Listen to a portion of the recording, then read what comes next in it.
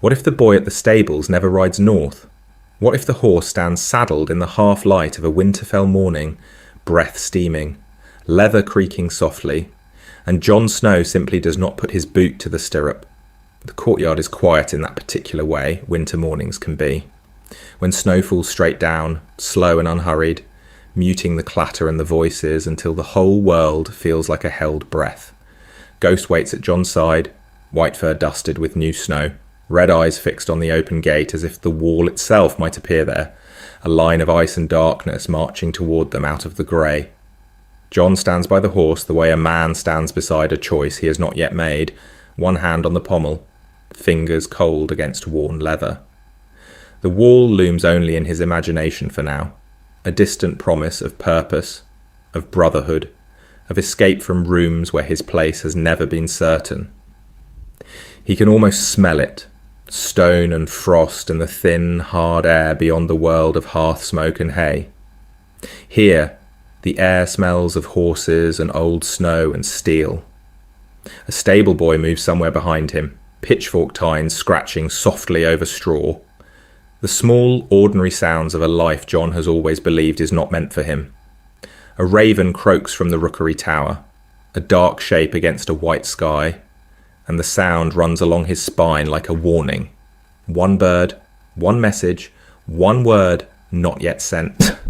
What if that word never leaves Winterfell? What if the letter that should have flown to the wall is never written, or is delayed by an hour, a conversation, a father's reconsidered silence?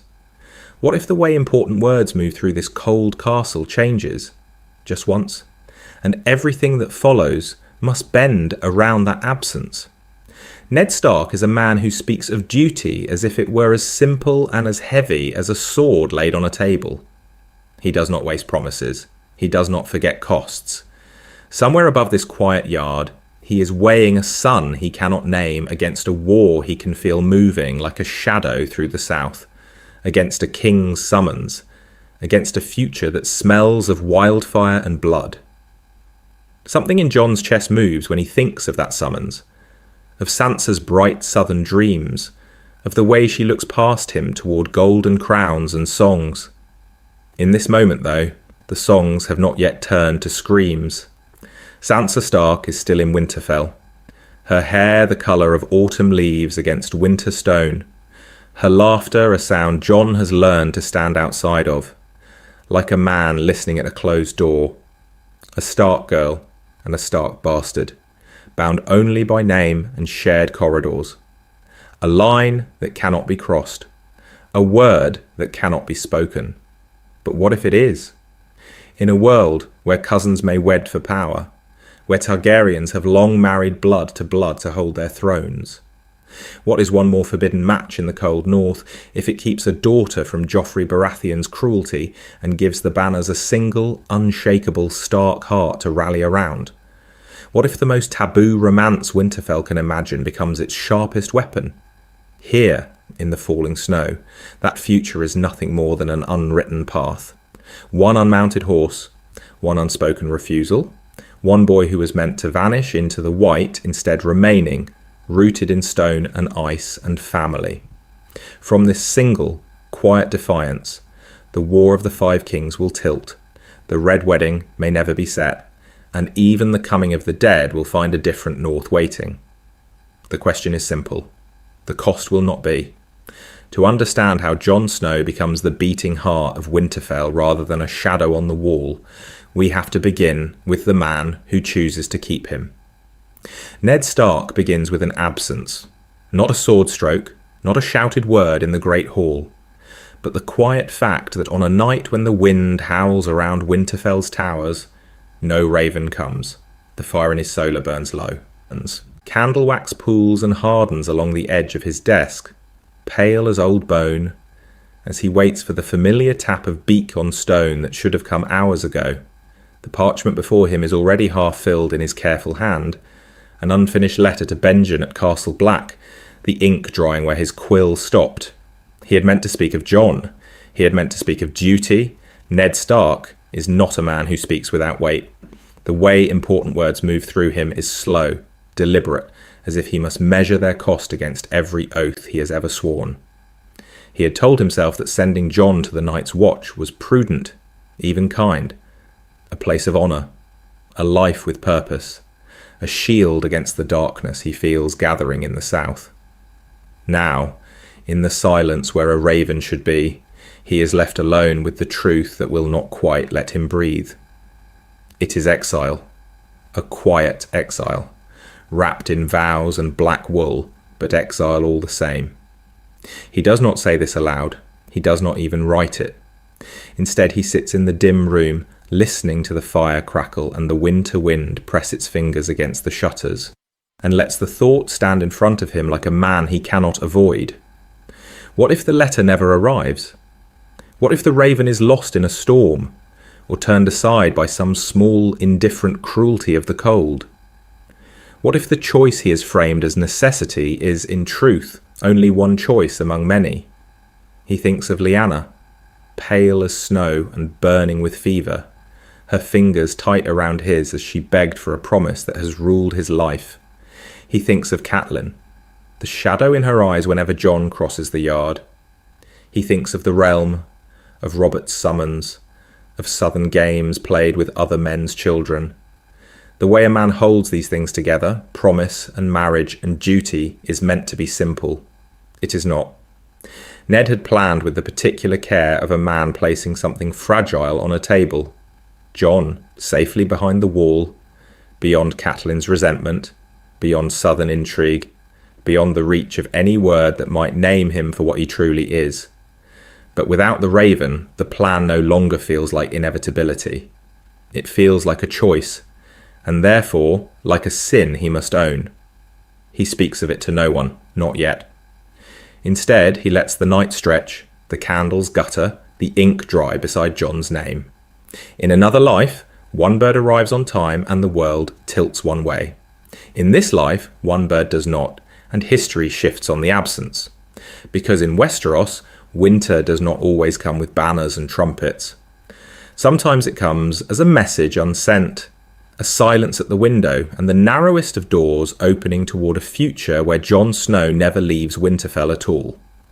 And once that door stands open, someone will have to walk through it. Someone will have to walk through it, and for the moment Jon Snow believes that door still opens north toward stone and ice and vows spoken in the dark. He walks the battlements as he has walked them 100 winter mornings, boots whispering against frost-rough stone, breath fogging the air in small, vanishing ghosts.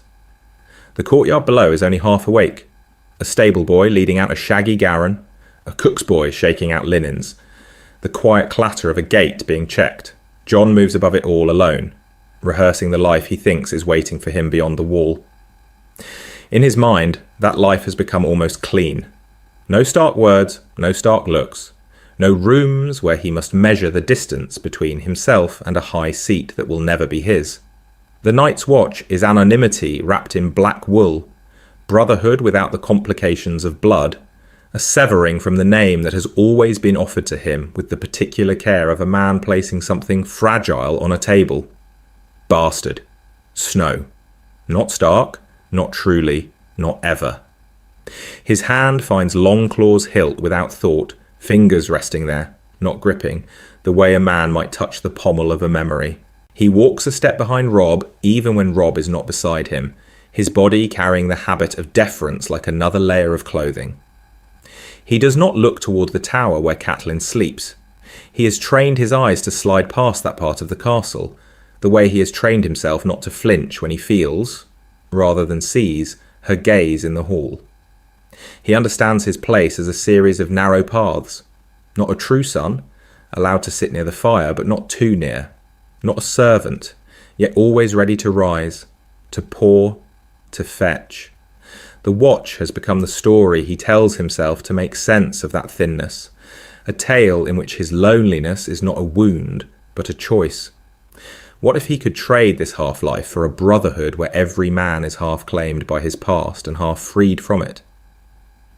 Yet even inside that story, there are shadows he does not name. Sansa's voice, for one. He remembers her singing in the Godswood once, when she thought herself alone, a southern ballad about a lady in a tower and a knight who never comes. The sound had moved strangely through the cold air, too delicate for this hard northern winter, and something in Jon's chest moves even now when he recalls it. At table, she never quite met his eyes. Her courtesy toward him had the precise distance of a well-practiced curtsy. Correct, careful, never warm. He speaks of her when he lets himself think the word sister as if she were already far away, promised to some golden boy in the south. The cost of his own imagined freedom has always included her absence, and he has accepted that without examining why it stings. He pauses at the corner where the battlements turn, looking down over the inner ward. The sky is the same pale, pitiless grey it has been all week. The snow lies where it always lies. Yet the castle feels altered, as if every stone were listening. There is a quiet in the air that is not simple winter quiet, but the held breath before important words are spoken. Something is different today. Not in the sky, not in the snow, but in the way Winterfell seems to lean toward him, waiting for a decision that has not yet been named. And before this day ends, that decision will find him on these same stones and ask him whether the story he has been rehearsing is the only one he is willing to live. Winterfell leans toward Jon in the yard. Above him, in another room of stone and pale light, the story tilts towards someone else.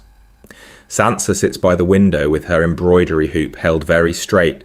The way a man might hold a shield, he has been told, is more ornament than armour. The wool pricks at her fingers, small stings that do not quite rise to pain, only to irritation. Septa Mordan's voice moves through the chamber in measured cadences, speaking of gallant knights and golden-haired princes, of tourneys in King's Landing, where the air is warm and no one's breath smokes in the morning. The winter light lies thin across the floor, turning the grey stone almost blue. Dust hangs in the beam by the window, slow and quiet as falling snow. Beyond the glass, the world is all hard lines and cold air. The yard, the walls, the faint suggestion of the Godswood's darkness. Sansa lets the words about the south wash over her. She sees Joffrey as she has been told he is, all bright metal and easy smiles, a king in waiting who will lift her out of this distant, draughty place and into rooms of carved wood and coloured glass. Steel rings faintly from below, a distant clang that threads through the sceptre's tail. She has learned to treat it as one learns to ignore the ticking of a clock, an unladylike noise that belongs to boys and bastards, not to songs. Robb's shout carries up now and then, Bran's higher answer, and underneath it another voice she does not name. He does not belong in her stories. Jon is the shadow at the edge of them, the cost of some old choice her father never explains. She has practised how to feel about him. The courtesies, first, a nod, a quiet word at table when necessary. The careful use of Snow instead of Stark, with the particular care of a man placing something fragile on a table and pretending not to notice if it cracks. And then the small cruelties, learned by imitation, not invention, the way she does not quite meet his eyes, the way important words, brother, family, future, are never spoken in his direction when she can help it. What else is he meant to be, if not a reminder? A mark of her father's silence. A piece of the north that does not fit into the bright southern songs she hoards like treasures. Another clang of steel, a sharper call. Sansa's needle stills. For once, she lets the sound pull her instead of pushing it away. Pattern breaks, story shifts. She glances down. In the yard, Robb and Jon move around Bran. It is Jon who catches her eye, not for force, but for restraint. He stands close behind the boy, one hand on Bran's shoulder, the other easing the wooden sword into a different angle. He speaks of balance, if his mouth is moving at all. From this height she cannot hear the word, only sees the care in the way he adjusts Bran's stance. Not impatient, not laughing, simply present. Something in the scene presses oddly against her. Not quite envy, not quite sorrow. A small, inexplicable pang, as if one of her songs has struck a note she does not recognise. It does not fit. Jon does not belong in the place where princes stand. She looks away, back to her needle, back to Joffrey's imagined smile, to the Red Keep's towers rising in her mind like a promise. She dreams of marrying a king far to the south, never imagining that the most consequential marriage of her life might be waiting in the snow-dusted yard below, wearing her father's face in bastard's form, already learning the way a man stands when the whole north is watching. That same night, the snow still clinging in thin, stubborn lines along the inner roofs, Jon stands outside his father's solar and watches the candlelight move under the door.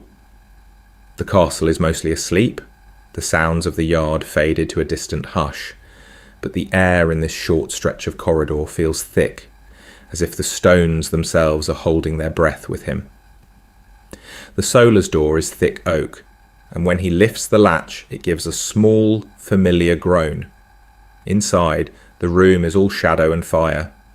A single log collapses in the hearth as he enters, sending up a brief flare of sparks that throws Ned Stark's face into sharper relief, the lined brow, the tired eyes that have spent the day speaking of king and court, and the long road south. Ned has rehearsed this conversation, the way a man rehearses drawing a sword he hopes he will never have to use. He has turned the words over in his mind while listening to Robert boast of tourneys, while watching Catelyn's quiet, strained movements across the hall. Now that Jon is here, those words feel heavier than they did in thought. He speaks of duty first, of the honour of the night's watch, of the wall as a place where a man without a name can yet find purpose, where the cold strips away all but service. He speaks of the dangers of King's Landing, of southern intrigues that cut more cleanly than steel, of why he once thought the wall would be Jon's safest road. He does not say, not yet, that he sees his sister every time Jon lifts his head into the light, but the way important words gather in his throat betrays him. And Jon, who has learned to read his father's silences, feels something in the room shift. "Jon," Ned says at last, with the particular care of a man placing something fragile on a table. "You have a choice." The word sits between them like a third presence. "You may still take the black, if that is truly what you wish. Or you may remain here in Winterfell, not as a servant, as my ward, as Robb's right hand, while I ride south." The offer does not feel like indulgence. It feels like command wrapped in kindness, like another kind of vow. Jon has rehearsed his own departure 100 times in his sleep. The crisp air at the gate, the black cloak, the sense of going where bastards belong. What if that single simple path is no longer the only honest way forward? What if staying carries its own, sharper cost? Something in Jon's chest moves, a slow, painful turning. To stay is to live in the shadow of a name he cannot claim, to face Lady Catelyn's eyes at every meal, to watch Robb sit where he will never sit. Yet to go now, when his father is asking this of him, feels like refusal, like placing his own wish for clean escape above the need of the house he loves. The log in the hearth gives way completely, falling in on itself with a soft crash, sending a brief rush of heat across the room. Ned's hand finds Jon's shoulder and rests there, heavier than usual, longer than usual, the way a man steadies himself as much as the one he touches. "I will stay," Jon whispers, the words barely louder than the fire. "I will serve Winterfell. I will help Robb hold the north." He does not say, "I will do it for you and for the sister whose name he has never been allowed to speak as anything but lady." He does not need to. In that quiet, in that small room of fire and darkness, the choice is made. A bastard does not ride north to vanish into black. He remains in the grey stone of Winterfell instead, a sword in reserve, and the whole shape of winter begins, almost imperceptibly, to bend around him. The door to Ned Stark's solar is thick winter oak, iron-banded and heavy enough that 2 men once strained to carry it up from the yard. It is made to shut out noise and cold, and the small, shifting treacheries of a great house. Tonight it does not quite close, The latch misses by the width of a fingernail, left so by a servant thinking of some other task, and a thin line of firelight spills into the corridor like a secret that has found a crack. Sansa comes toward it with measured steps, hands folded just so, the way a man might carry a letter of great price. She has a word from the south on her mind, ink still sharp in her memory. Betrothal, match, Baratheon. She has rehearsed the questions she means to ask her father, the quiet, reasonable way she will speak of golden lions and a crown that might one day sit upon her hair. What if the raven has brought the beginning of everything she has ever dreamed? She is 3 paces from the door when she hears her own name. Not Sansa, spoken fondly over supper, but Sansa Stark, wrapped in the weight of her father's voice. And then, impossibly, Jon's twined with it. The words do not make sense at first. They arrive as fragments through the narrow opening, broken by wood and distance. She goes still in the corridor's half-darkness, breath held, as if any movement might close that sliver of understanding again. Inside, Ned speaks of keeping Jon close. She hears that clearly, the way important words sometimes ring, even when most of the sentence is lost. Close, and Stark blood, and the North needing its own strength if the Lannisters grow bold. She does not catch the shape of the plan, only the shadows of it. Alliances? Names. The word ward set down with the particular care of a man placing something fragile on a table. Jon's answer reaches her differently. His voice is low, almost swallowed by the door, but the quality of it carries. He does not sound like a boy begging to be included. He sounds like a man agreeing to a cost he has already counted. She catches only pieces. Serve the family. Whatever is needed, no matter the cost. Something in Jon's chest moves in that room. She cannot see it, but she feels the echo in herself, a faint, unfamiliar pull. Confusion comes first. Why should Jon be spoken of in the same breath as her southern future? Why should Stark blood matter so much when everyone has always reminded her of the difference between his name and hers? Beneath the confusion, a thinner, sharper thread of fear draws tight. What if the songs have misled her? What if her path is not south and bright, but here in grey stone and snow and the quiet, steady presence of the half-brother she has never truly seen? Her heart begins to pound, loud in the narrow corridor. She steps back, then back again, as if the fire-lit crack in the door might suddenly widen and cast her in its glow. She will not be caught listening. She smooths her skirts with shaking hands, turns away before Ned's shadow can cross that line of light, and walks toward the darkness at the far end of the hall. She does not go to her chamber, not yet. She moves through Winterfell as if the rooms have shifted when she was not looking. Every familiar stone now holding a different story. The idea has lodged itself like a splinter under the skin, that her future may not be written in gold and lions after all, but in snow and grey stone, and in the eyes of the half-brother whose fate, somehow, is being tied to hers behind a door that would not quite close. The next morning the hall feels narrower. Bread steams in Jon's hand, rough brown crust flaking beneath his thumb, and he sits where he has always sat, slightly apart, half in shadow beneath the rafters.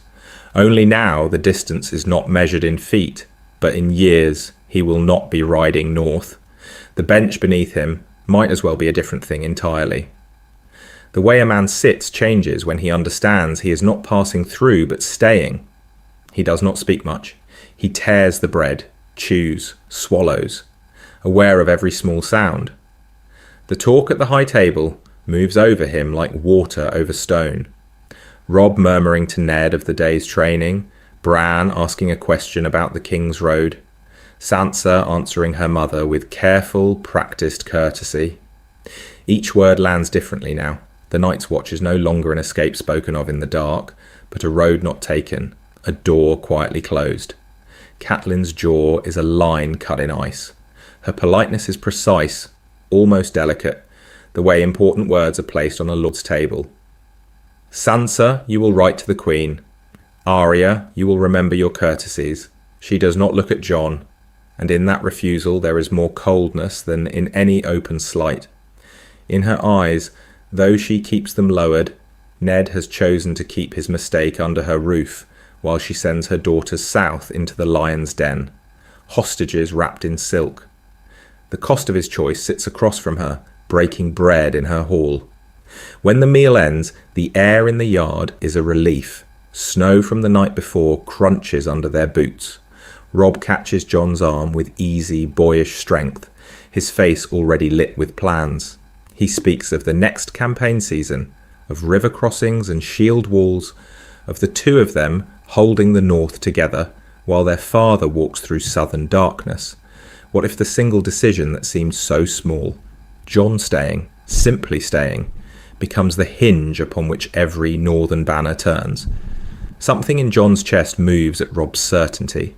He has always imagined himself at the edge of things, a sword sent away, never the hand that holds the sword in his own father's hall. Now Robb speaks of command as if it is natural they will share it, as if Jon's place is beside him when winter truly comes. Sansa watches from the covered walk, fingers curled around the stone balustrade, the cold seeping into her skin. She sees the way Jon moves through the yard with a new tentative gravity, pausing when men address him, answering with the particular care of a man placing something fragile on a table. He is testing the shape of belonging. Is this the same half-brother she once wished away to the wall? Or someone else entirely, drawn out by a different future?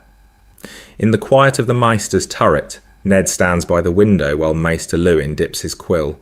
The room smells of parchment and old smoke. Ned speaks of alliances, but not only of golden lions and southern crowns.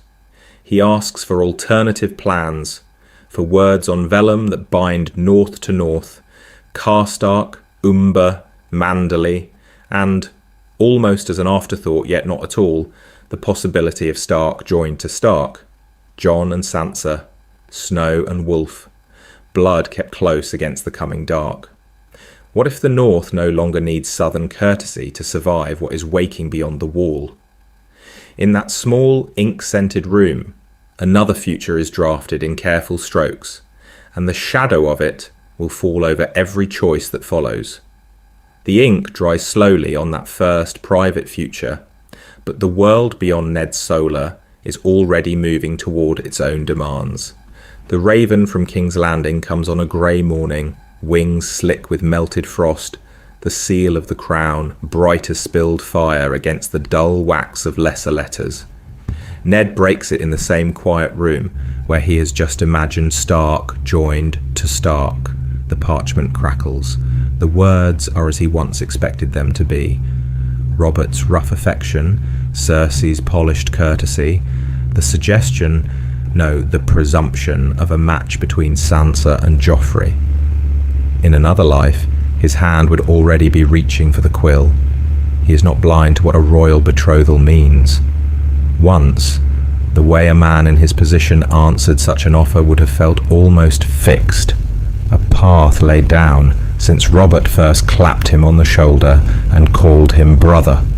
Now he hesitates. The quill hovers, its point dark with ink, and in the stillness he hears again Jon's careful breathing in this same room. Remembers the missing raven, the choice he has already made to keep one son out of the southern darkness. Ned Stark is not a man who speaks without weight, and he is not a man who writes without understanding the cost. He thinks of Lannister gold, of the shadow of Tywin's banners over the trident, of the way important words from the south have a habit of arriving wrapped in silk and ending in blood. He thinks too of a different North than the one his father knew, a North with Jon at Winterfell as ward and sword in reserve, Robb no longer alone, Sansa perhaps one day bound not to a lion's den but to her own hearth. With Jon there, the board looks different. He does not need a southern prince to guarantee Winterfell's safety when winter comes. A united North, clear in its loyalties and its own bloodlines, may be worth more than a crown's fleeting favour. So he chooses delay. Not defiance, not yet. the way a man tests the ice on a river before trusting it with his weight. The letter he finally sets down is cautious, almost mild. He speaks of Sansa's youth, of northern matters unsettled, of the wisdom of patience. He does not refuse. He simply does not promise. The words go out into the cold air with the particular care of a man placing something fragile on a table.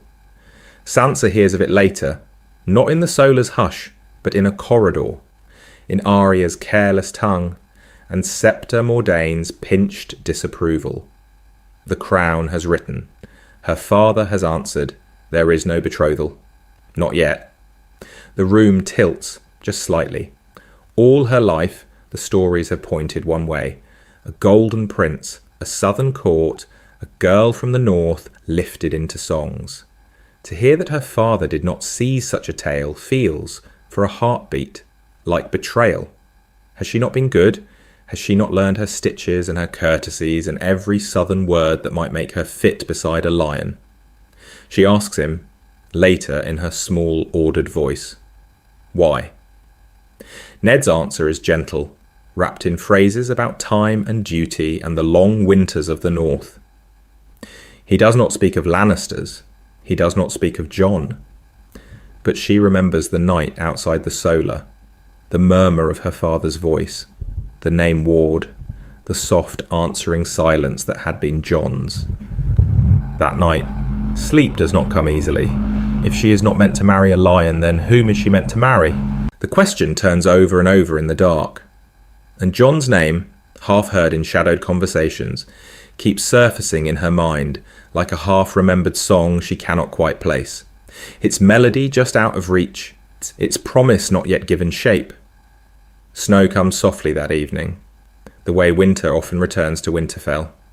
Not with a storm, but with a slow, persistent insistence that whitens every stone. In the Godswood, the red leaves of the heart tree wear a thin veil of white, each flake melting and then holding, as if the old gods themselves are being asked to remember something half forgotten.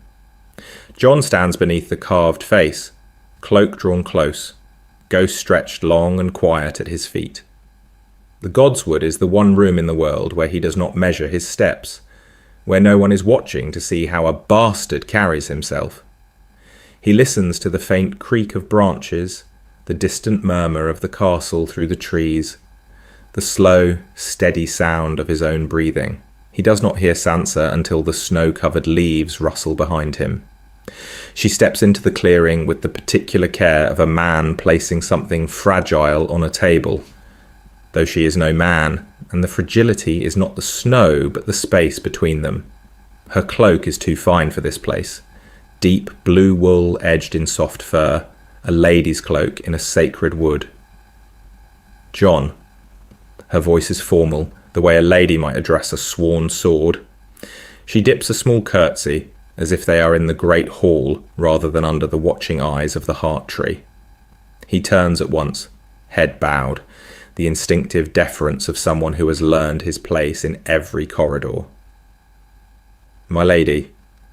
The title tastes wrong in his mouth when it is Sansa, but he has no other word that fits. Between them, the silence lengthens. Ghost lifts his head, red eyes moving from one Stark to the other, then settles again. The only sound is the faint crackle of ice forming at the Godswood's pool. Sansa looks at the face in the weirwood instead of at him.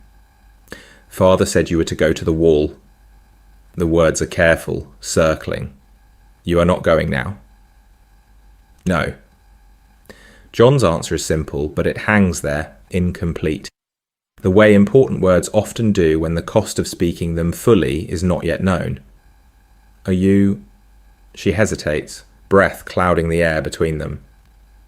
Are you disappointed? The question is almost swallowed by the cold. Did you wish for a different life? She does not speak of overheard voices, of wards and choices and the shadow of his name. She lets the questions walk around the thing she cannot yet name. Jon studies the red sap frozen in the heart tree's carved eyes. I thought the wall would be a place where my name mattered less, he says at last. Where a man is what he does with a sword and a cloak, not what he was born. He speaks of duty, of cold stone and firelit halls, of a line of black that might have been a kind of freedom. Staying, his hand closes briefly on Ghost's fur. Staying means learning to live here, as I am, in a hall that will belong to those I love, and not to me. To watch, and serve, and stand beside, knowing there are rooms I will never enter first. Something in Jon's chest moves when he hears himself say it. The admission is small and vast. Sansa turns then, really looks at him, and understanding flickers like a new lit candle. She sees not an embarrassment to be smoothed away, but a man shaped by a different kind of loneliness, one that rhymes with her own dreams of distant courts and careful smiles. The godswood feels suddenly very still, as if the old gods are holding their breath, listening to the first thread of a bond being spun. What if this quiet, half-spoken moment becomes the hinge upon which all the north will turn? The godswood silence follows them into the courtyard. Snow drifts in a slow, uncertain curtain, soft flakes blurring stone and sky, laying a thin white veil between what Winterfell has been and what it is about to become. Horses stamp and snort, leather creaks, steel glints dully in the pale light.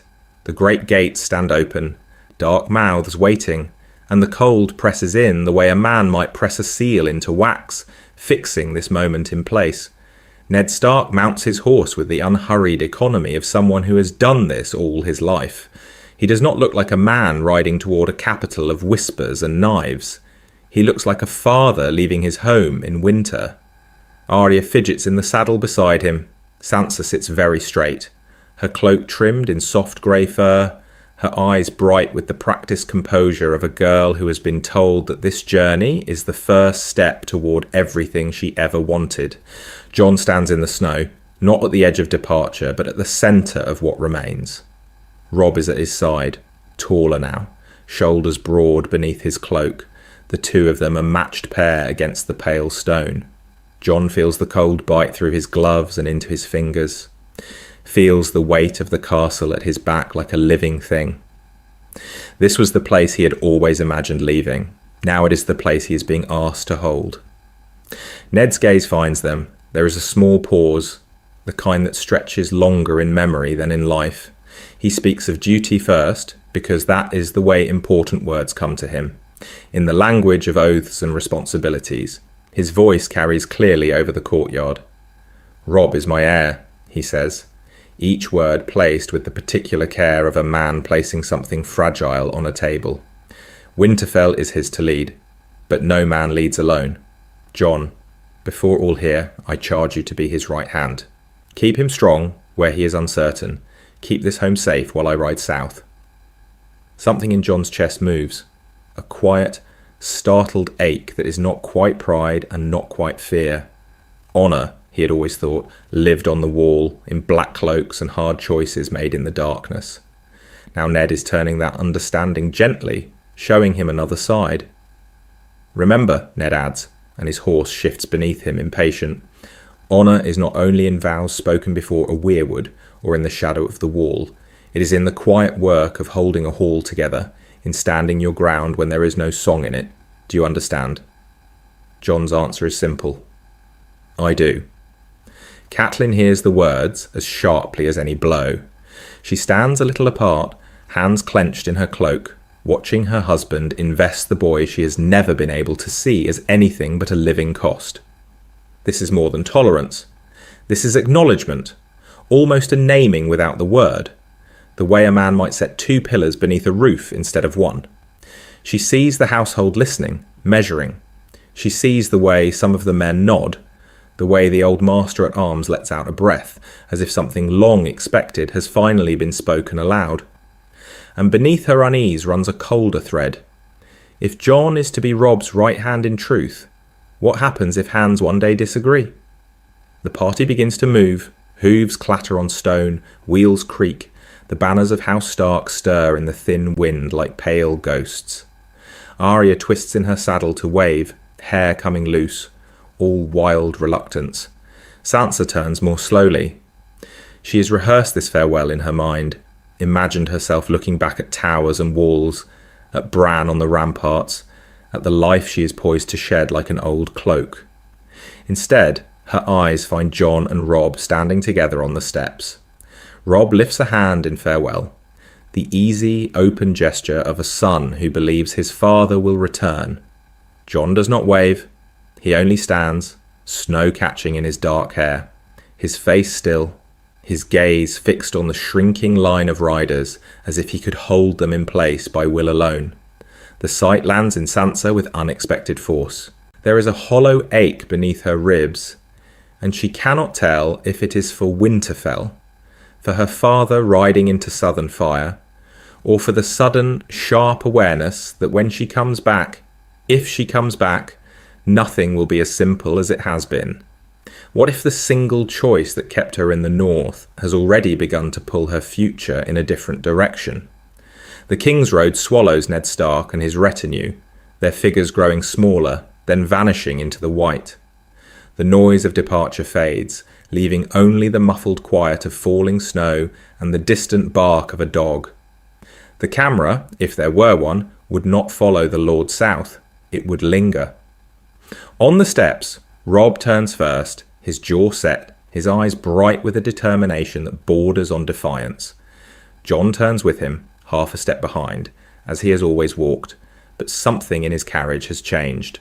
The castle looms ahead, ancient, patient, full of rooms where decisions will soon be made without the man who has always made them. 2 young men, not one, move toward that shadowed gate now. Together they will face the messengers that will come, the ravens that will bring dark tidings from King's Landing, the questions of bannermen who will look for a Stark and find instead a pair. What storms will break differently on these doubled shoulders? What battles will never be fought because of the way they stand, side by side, as Winterfell closes around them like a great stone hand, the snow falls thicker, the north holds its breath. What if the north truly learned to move with 2 minds instead of one? What if Winterfell, so long shaped around a single Stark heir, began to bend itself, quietly, to a pair of young wolves learning how to share the same shadow? The rhythm comes slowly, mornings in the yard, where Robb's voice carries easily over the clatter of wooden swords and the white breath of boys in the cold, and Jon moves among them with quieter words, a hand on a shoulder, the small corrections that turn eagerness into form. Robb inspires, Jon refines. The way a man holds a shield, the way a man recovers after a blow. These are things Jon sees with a soldier's eye and a bastard's memory of being hit and having to rise anyway. By midday, they are in the great hall, seated just below Ned's empty chair, hearing disputes that would once have waited for the Lord himself. A boundary stone shifted in a storm, a missing lamb, harsh words between small folk that have started to taste of steel. Robb speaks of honour, of their father's justice, of what House Stark has always required. Jon listens, asks questions, looks for the places where pride can be soothed before it spills over. He does not contradict Robb in front of others. The correction, when needed, comes later, in a quiet room with the door closed and the map spread between them like an admission. The household adjusts in uneven lines. Old servants, who remember Jon as a boy skulking at the edges of feasts, now bow a little deeper, their eyes flicking between the 2 young men, as if to confirm that this new arrangement is real. Some minor lords, especially those from harsher, poorer holdings, take to Jon with startling ease. They know the look of someone who has stood outside a warm fire and understood its cost.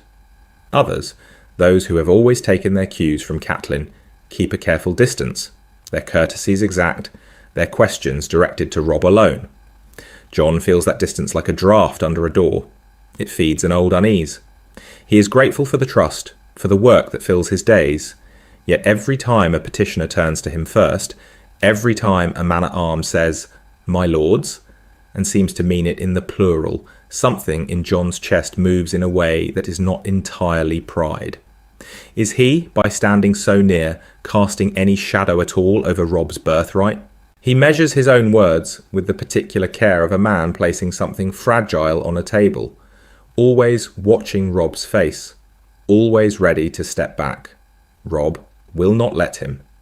At night, when the hall is empty and the rushes are dark, Robb speaks of fear, of their father's long silence from the south, of Lannister gold and Lannister arrogance, and the way important words like treason and rebellion are beginning to ride the ravens. He admits in low voice that if Ned never returns, he will be the Stark who must hold the North together, and that the thought sometimes wakes him before dawn. "You will stand with me," Robb says once, not as a request, but as a simple, desperate fact, "or I will fail." It is on a day like any other, with snow hissing softly against the windows, that a visiting lord from the rills watches them settle a minor quarrel and laughs, pleased as he rises. "Two such fine young wolves," he says, the words light as breath in the cold air. "And all for the North. House Stark will be stronger than ever with the pair of you at its head." The remark is nothing, and it is everything. It hangs there, between them, long after the man has gone to his room and his wine. A blessing, or the first quiet crack of a curse, running unseen beneath the ice, waiting for the weight of coming war. What happens when the world beyond Winterfell finally tests that promise of 2 wolves instead of 1? The answer for a time is watched from above. Catelyn stands in the shadowed gallery that runs along the great hall, fingers resting lightly on the cold stone, listening to the murmur of men below. From here the room feels smaller, almost like a box built to contain sound and fire and the weight of names. She does not speak, she observes. Robb is at the high table, head bent over a rough map, the candlelight catching in his hair.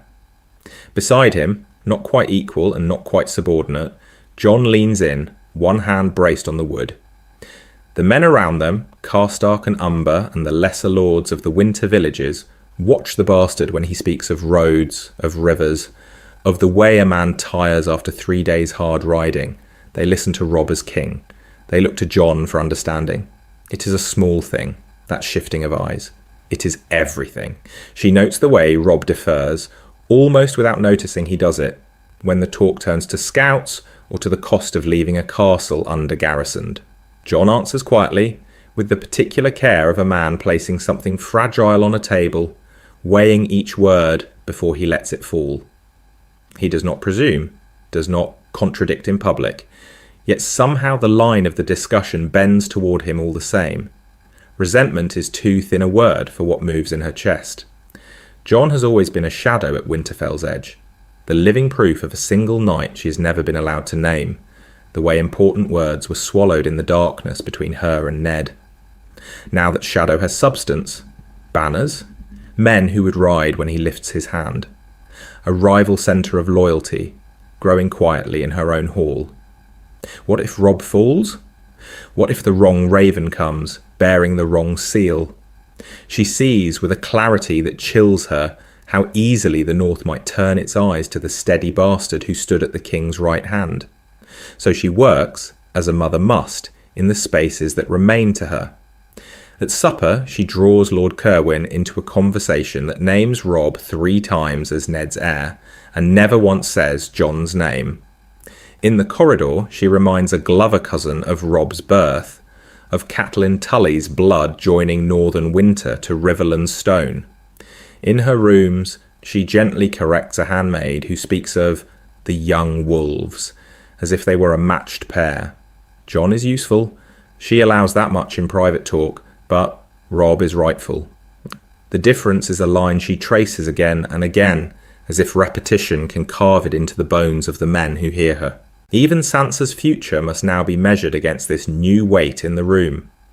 Any match for her daughter, whether to a Manderly heir or some cautious southern lord, will have to reckon with Jon's presence at Winterfell.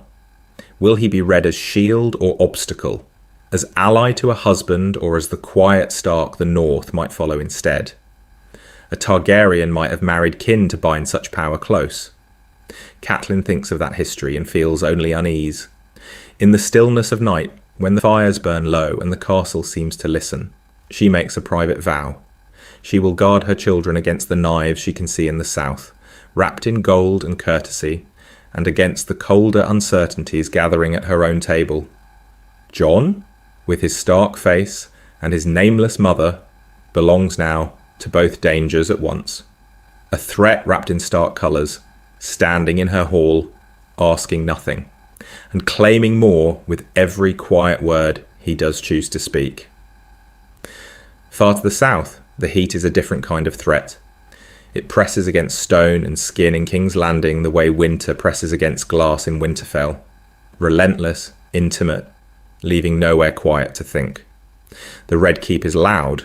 Steel on stone in the yard, servants' footsteps in narrow corridors, the distant roar of the city like a restless sea. In the high bright room where the king and queen take their wine, the noise takes another shape. Raised voices, the crack of a cup set down too hard, the way important words go suddenly sharp when pride is touched. Robert is pacing. He speaks of old promises and older friendships, of how simple it ought to be. A Stark girl for a Baratheon boy, north and south bound together, as in the days when they took a crown from a Targaryen corpse. He does not understand hesitation. In his mind, gratitude should have ridden north with his offer. Cersei watches him with that still, assessing gaze that has nothing of his fire and everything of her father's cold understanding. Ned's delayed answer is a word in itself. Not refusal, not acceptance. Something slower, more careful, like a man testing the edge of a blade before he takes it in hand. She hears insult in it, warning too. If Eddard Stark were the pliant, honourable fool Robert insists he is, the Raven would already have brought back joy, plans, a date. Instead, there is caution, and with it, the shadow of another choice. What if the North is less certain than her husband believes? What if this quiet lord, with his rigid sense of cost and duty, has begun to count the price of tying his blood to hers? In that gap, Cersei begins to calculate. She thinks of Tyrell roses in the capital, of Martell pride brooding in the south, of how a different bride might bring ships, gold, or the promise of a second army when winter and rebellion come. Joffrey is a weapon. The way a man chooses a scabbard for such a blade matters. A Stark girl who will not be easily led may not serve. Elsewhere in the castle, Peter Baelish listens more than he speaks. The rumours of hesitation reach him the way all rumours do, flowing along the quiet channels he has cut through the city. A Stark daughter unbound is not merely a slight to Lannister pride, she is a piece left loose on the board. He files it away with the particular care of a man placing something fragile on a table, already turning over futures in which that girl is promised north, south, or not at all. When Ned finally rides through the city gates to take up the hand's chain, he enters a court subtly altered by that single, missing promise. His house is tied to the crown by friendship and office, not by betrothal. There is a narrow freedom in that. He can look at Lannister guards in the throne room and name their corruption without feeling his daughter's life tighten like a noose around each word. Yet leverage has its own kind of safety. In this King's Landing, Sansa is not a hostage in all but name. She is far away, in a colder room, and that distance is both shield and weakness.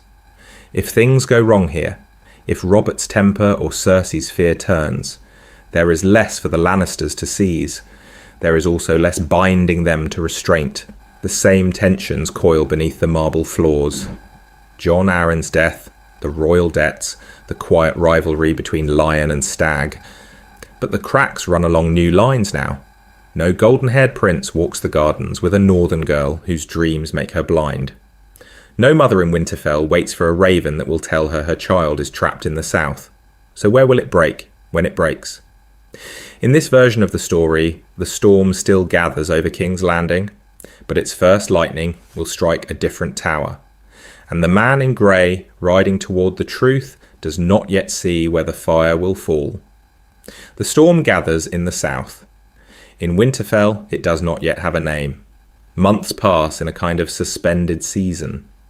The ravens from King's Landing come as they must, black wings against a white sky. But the words they carry are strangely weightless. Polite assurances, courteous regrets. No firm betrothal, no date, no golden promise set in ink. Each letter is opened in the solar with the particular care of a man placing something fragile on a table, and each time Sansa feels the same small drop inside her, like snow sliding from a roof. She keeps to her lessons because she has been taught that a lady does not drift. Septa Mordain drills her in the names of southern lords and their sigils. She embroiders golden lions and crimson roses on linen that will never see the light of the Red Keep. The stories of tourneys and great courts still come in the Septa's measured voice, but something in Sansa's understanding has shifted, almost imperceptibly at first. The songs taste different now, like a feast she has been invited to and then left waiting in the antechamber while the music plays beyond a closed door. What if the door never opens? What if the South's bright promise was always meant to be a shadow on the wall, not a room she would enter? Outside the quiet chambers of instruction, the North continues in its own hard rhythm. Sansa watches Robb and Jon in the yard as summer thins toward winter, their talk no longer only of practice bouts and hounds, but of stores and levies. They walk the granaries with Maester Luwin, speak of how much grain a long winter will devour, of which bannermen have sent word of raiders along the coast. She listens from doorways and stairwells, the way a man might listen at the edge of a battlefield he is not yet allowed to enter, and the words settle in her differently than tales of silk and song. Power in the North, she begins to see, is not a crown of rubies. It is a full granary, a loyal hall, a promise kept when the snow is deepest. Jon moves through these tasks with a steadiness that surprises her. He speaks of harvest yields to the small folk without condescension, asking after sick children and broken roofs as if these were matters fit for a lord's council. He does not flinch when an old man calls him my lord by mistake. He does not correct him either. Catelyn's mouth tightens at such slips, but Sansa finds herself watching the line of Jon's jaw instead, the quiet way he bears both deference and disdain. What kind of husband would such a man be if he were ever allowed to be one? The thought comes first as a treacherous curiosity, then as something that lingers. At supper she notices where he sits, how Robb leans toward him when the talk turns serious. In the godswood she sees him alone beneath the heart tree, the red leaves drifting around him like slow fire, and feels a strange steadiness in that sight, as if the North itself had chosen a shape and stood there in worn leather and wool. At night, in her chamber, high in the broken tower, Sansa presses her forehead to the cold stone and looks out over Winterfell's roofs, each one dusted with the season's first thin snow. The skies are pale, endless grey. The South's golden haze feels very far away. Somewhere below, in some other room, Jon is no doubt bent over ledgers or maps with Robb, speaking of costs and choices and men. She shivers, though the brazier still burns. It comes to her, quiet as falling ash, that her future may not be written in the light of a southern court at all. It may be written here, in grey stone and white sky, in the steady tread of boots in Winterfell's halls, in the shadow of a man who was never meant to be anything but a snow and is somehow becoming something else. The thought is still settling in Sansa's mind when the scream tears through Winterfell. It is high and thin and wrong, the kind of sound that does not belong in a quiet courtyard of practiced swords and muttered praise. Jon is in the yard, correcting a boy's grip, his hand closing over the smaller hand with the particular care of a man placing something fragile on a table, when the cry comes.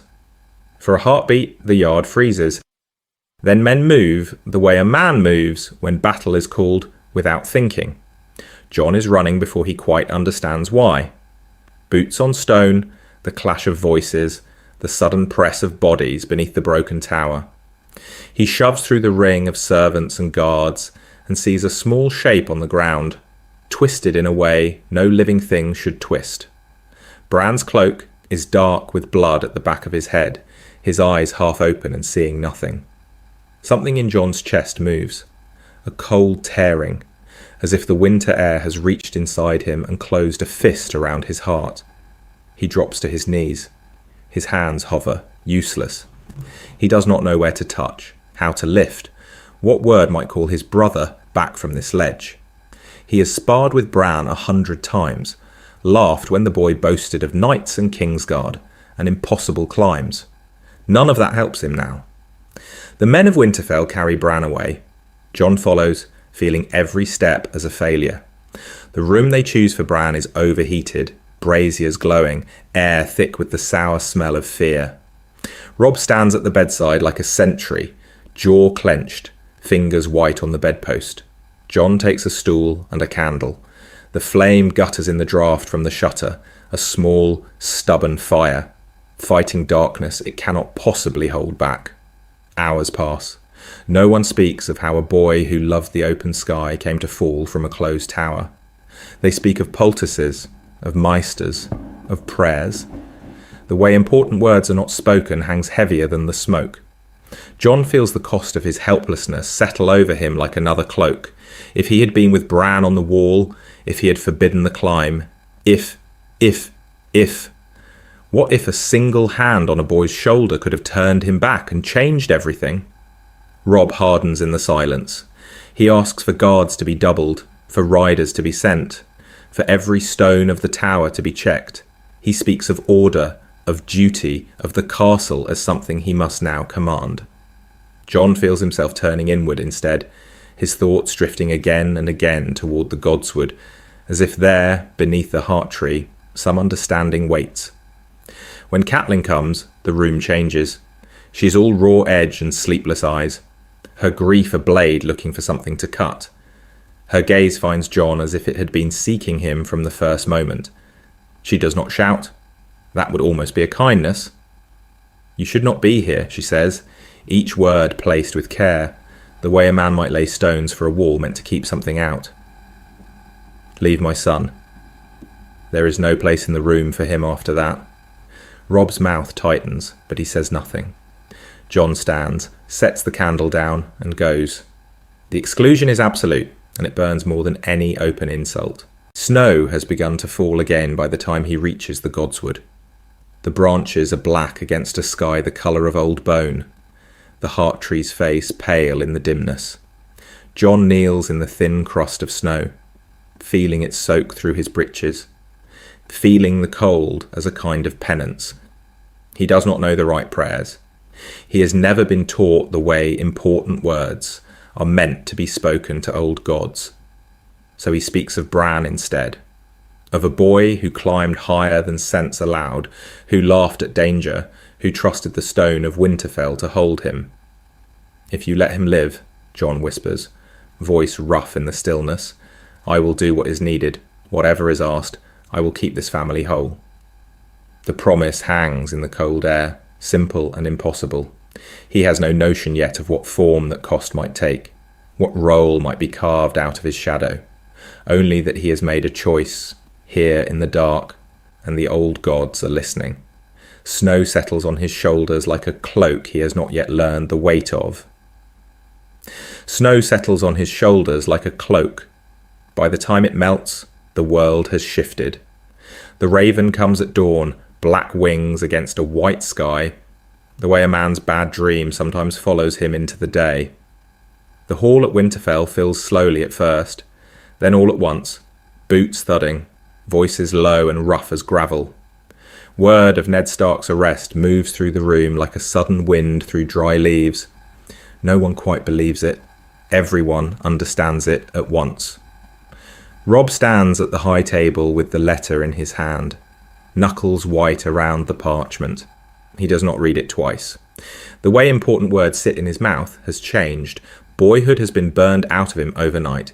He speaks of treachery, of Lannister steel in the streets of King's Landing, of a father taken in chains under a banner that once meant friendship. Jon watches the firelight move across Robb's face and feels the old promise in his own blood answering. Something in Jon's chest moves. A tightness that is not quite fear and not quite anger, but some colder understanding of cost. This is the darkness Ned had felt coming. This is the choice. The War Council gathers in the solar, the air close with men and wool, and the faint, sharp tang of ink. Robb paces. Great John Umber shouts for war. Galbart Glover speaks of honour. Others speak of waiting, of ravens, of caution. Jon listens first. He has learned that from Ned, the way a man listens when he knows he may be asked to carry something real. When Robb turns to him, it is almost an afterthought, and not an afterthought at all. Jon, he does not rush. He sets each word down with the particular care of a man placing something fragile on a table. He speaks of numbers, of how many spears the North can truly field, of the distance to Moat Cailin, of supply and winter roads. He speaks of Lannister gold, of their swifter mustering, of the danger of being caught between river and rock. He advises caution, but not stillness. If we ride, he says quietly, we must ride, knowing we may not return. The room goes quieter at that. It is one thing to shout for war, another to name its shadow. Strategically, his presence changes the board in ways that are small and vast at once. With Jon at Winterfell, Robb can leave behind more than greybeards and green boys. He can leave a commander who has drilled the guards until their shields move as one, who knows every tower and gate by touch. Or he can bring with him a second who will not flatter, who will count the dead as carefully as the living. Jon feels the pull of both paths like two hands on his cloak. To ride with Robb is to stand where the danger is brightest, to keep the air of Winterfell alive if steel and chance will allow it. To stay is to guard Sansa, to hold the castle, to be the last wall between the north and whatever southern fire comes crawling up the King's Road if Robb should fall. Which duty is greater? Which failure would he forgive himself less? He does not sleep the night before the decision. Sansa's candle burns late across the yard, a small, stubborn star in the window. Once, he almost goes to her door. He does not. Some words, if spoken now, would only make the leaving worse, whichever direction he is sent. In the great hall, before the gathered lords, Robb's voice carries. He calls the banners. Men roar their assent, the sound echoing up into the dark beams like a storm. Then, while the last of it is still dying, he turns to Jon. Before we ride, Robb says, the North must know whom I trust to stand where I cannot. The room stills. Every eye turns. The fire pops, loud as a sword striking. Robb names Jon Snow. He names him to a role no bastard has any right to hold. And as the murmurs rise, sharp and startled, it is not yet clear whether Jon has been bound to the safety of stone or to the heart of the coming war. What if the title Robb has just spoken is not a promise of glory at his brother's side, but a quiet sentence of exile behind stone and snow? What if the choice that follows, made in a single cold room, decides whether Winterfell itself will stand when the war's shadow finally reaches its gates? The murmurs are still running along the walls when Robb sends the hall away. The lords file out, some with stiff bows, some with glances that slide over Jon as if trying to see the measure of him anew. The fire sinks lower. The room empties until only the crackle of half-burned logs and the soft clink of Robb's hand on his cup remain. Jon stands the way he always stands, straight, controlled, hands loose at his sides. The posture of someone who has learned to take up precisely the right amount of space. Never more. In the solar, with the door closed and the noise of the hall turned to a distant hum, Robb speaks of war. He spreads a rough map on the table with the particular care of a man placing something fragile on a table. Though it is only parchment and ink, he traces the King's Road, the Twins, the green of the Riverlands. Then slowly he lays his hand flat over Winterfell. He does not move it.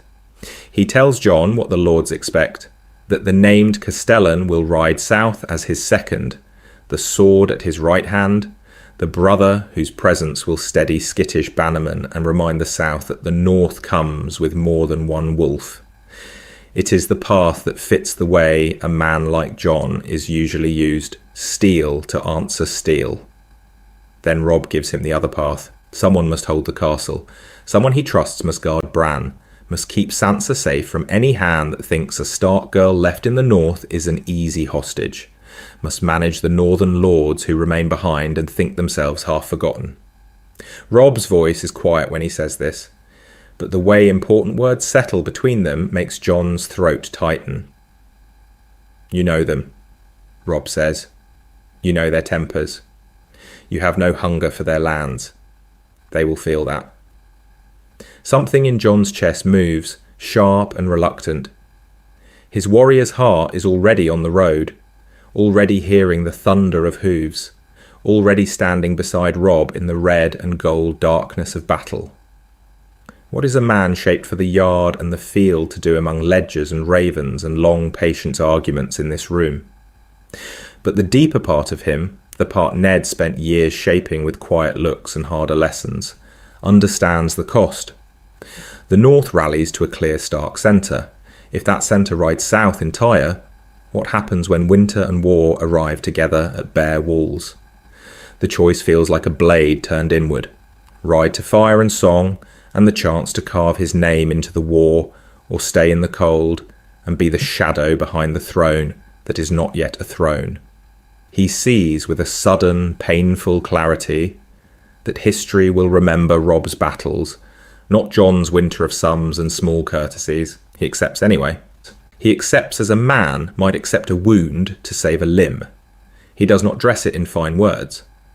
"Winterfell must stand," is all he says, and Robb's eyes close for a moment, as if something heavy has been set down between them and cannot be taken up again.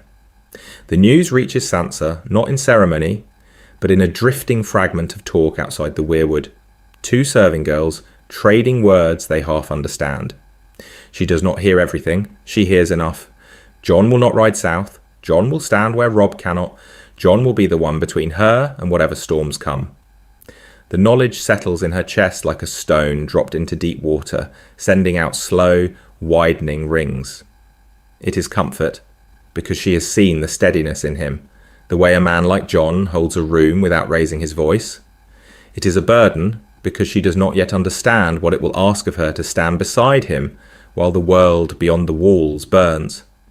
What happens to a war when its truest sword is left at home? And what happens to a quiet marriage promise when home itself becomes the front line? Winterfell after the banners ride feels like a held breath. The courtyards are quieter, the yard's clang of steel dulled to a thinner sound, the great hall half empty even when every bench is filled, because the spaces where Robb and the great lords once sat have become shadows more than absences. In that altered room, Jon does not take the high seat. He sits a step below, where a castellan might sit, close enough that every eye still finds him when meat is carved and disputes are raised, far enough that no one can mistake who remains the highest Stark in Winterfell. Sansa sits where her mother once did, at the long table's heart, the dire wolves carved on either side of her, the fire painting her hair in copper and dark gold. The division of labour comes less from any formal word and more from the way a man like Jon naturally moves toward duty. He walks the walls with the sergeants, counts arrows and measures grain, hears a shepherd's complaint about trampled fields with the same grave attention he gives a raven from the neck. He does not leave such things to stewards. The garrison learn quickly that justice will be blunt, but even-handed. Sansa's realm is different, but no less real. She keeps the household ledger in a neat, precise hand, oversees the kitchens, listens when the minor risewells and dustins linger over wine and old stories. She learns which lord needs his pride stroked by a place nearer the dais, which fosterling is homesick enough that a kind word in the yard will bind his loyalty more tightly than any oath. Necessity forces them together. Each evening, when the hall has emptied and the castle has settled into its winter quiet, they meet in the solar Ned once used. The room smells of parchment and cooled candle wax. Jon spreads out reports with the particular care of a man placing something fragile on a table. Sansa folds her hands, then reaches for a letter before he can apologise for his cramped script. They begin with grain counts and patrol routes. They end, more often than not, in the murkier ground of people. Jon speaks of a man caught stealing onions.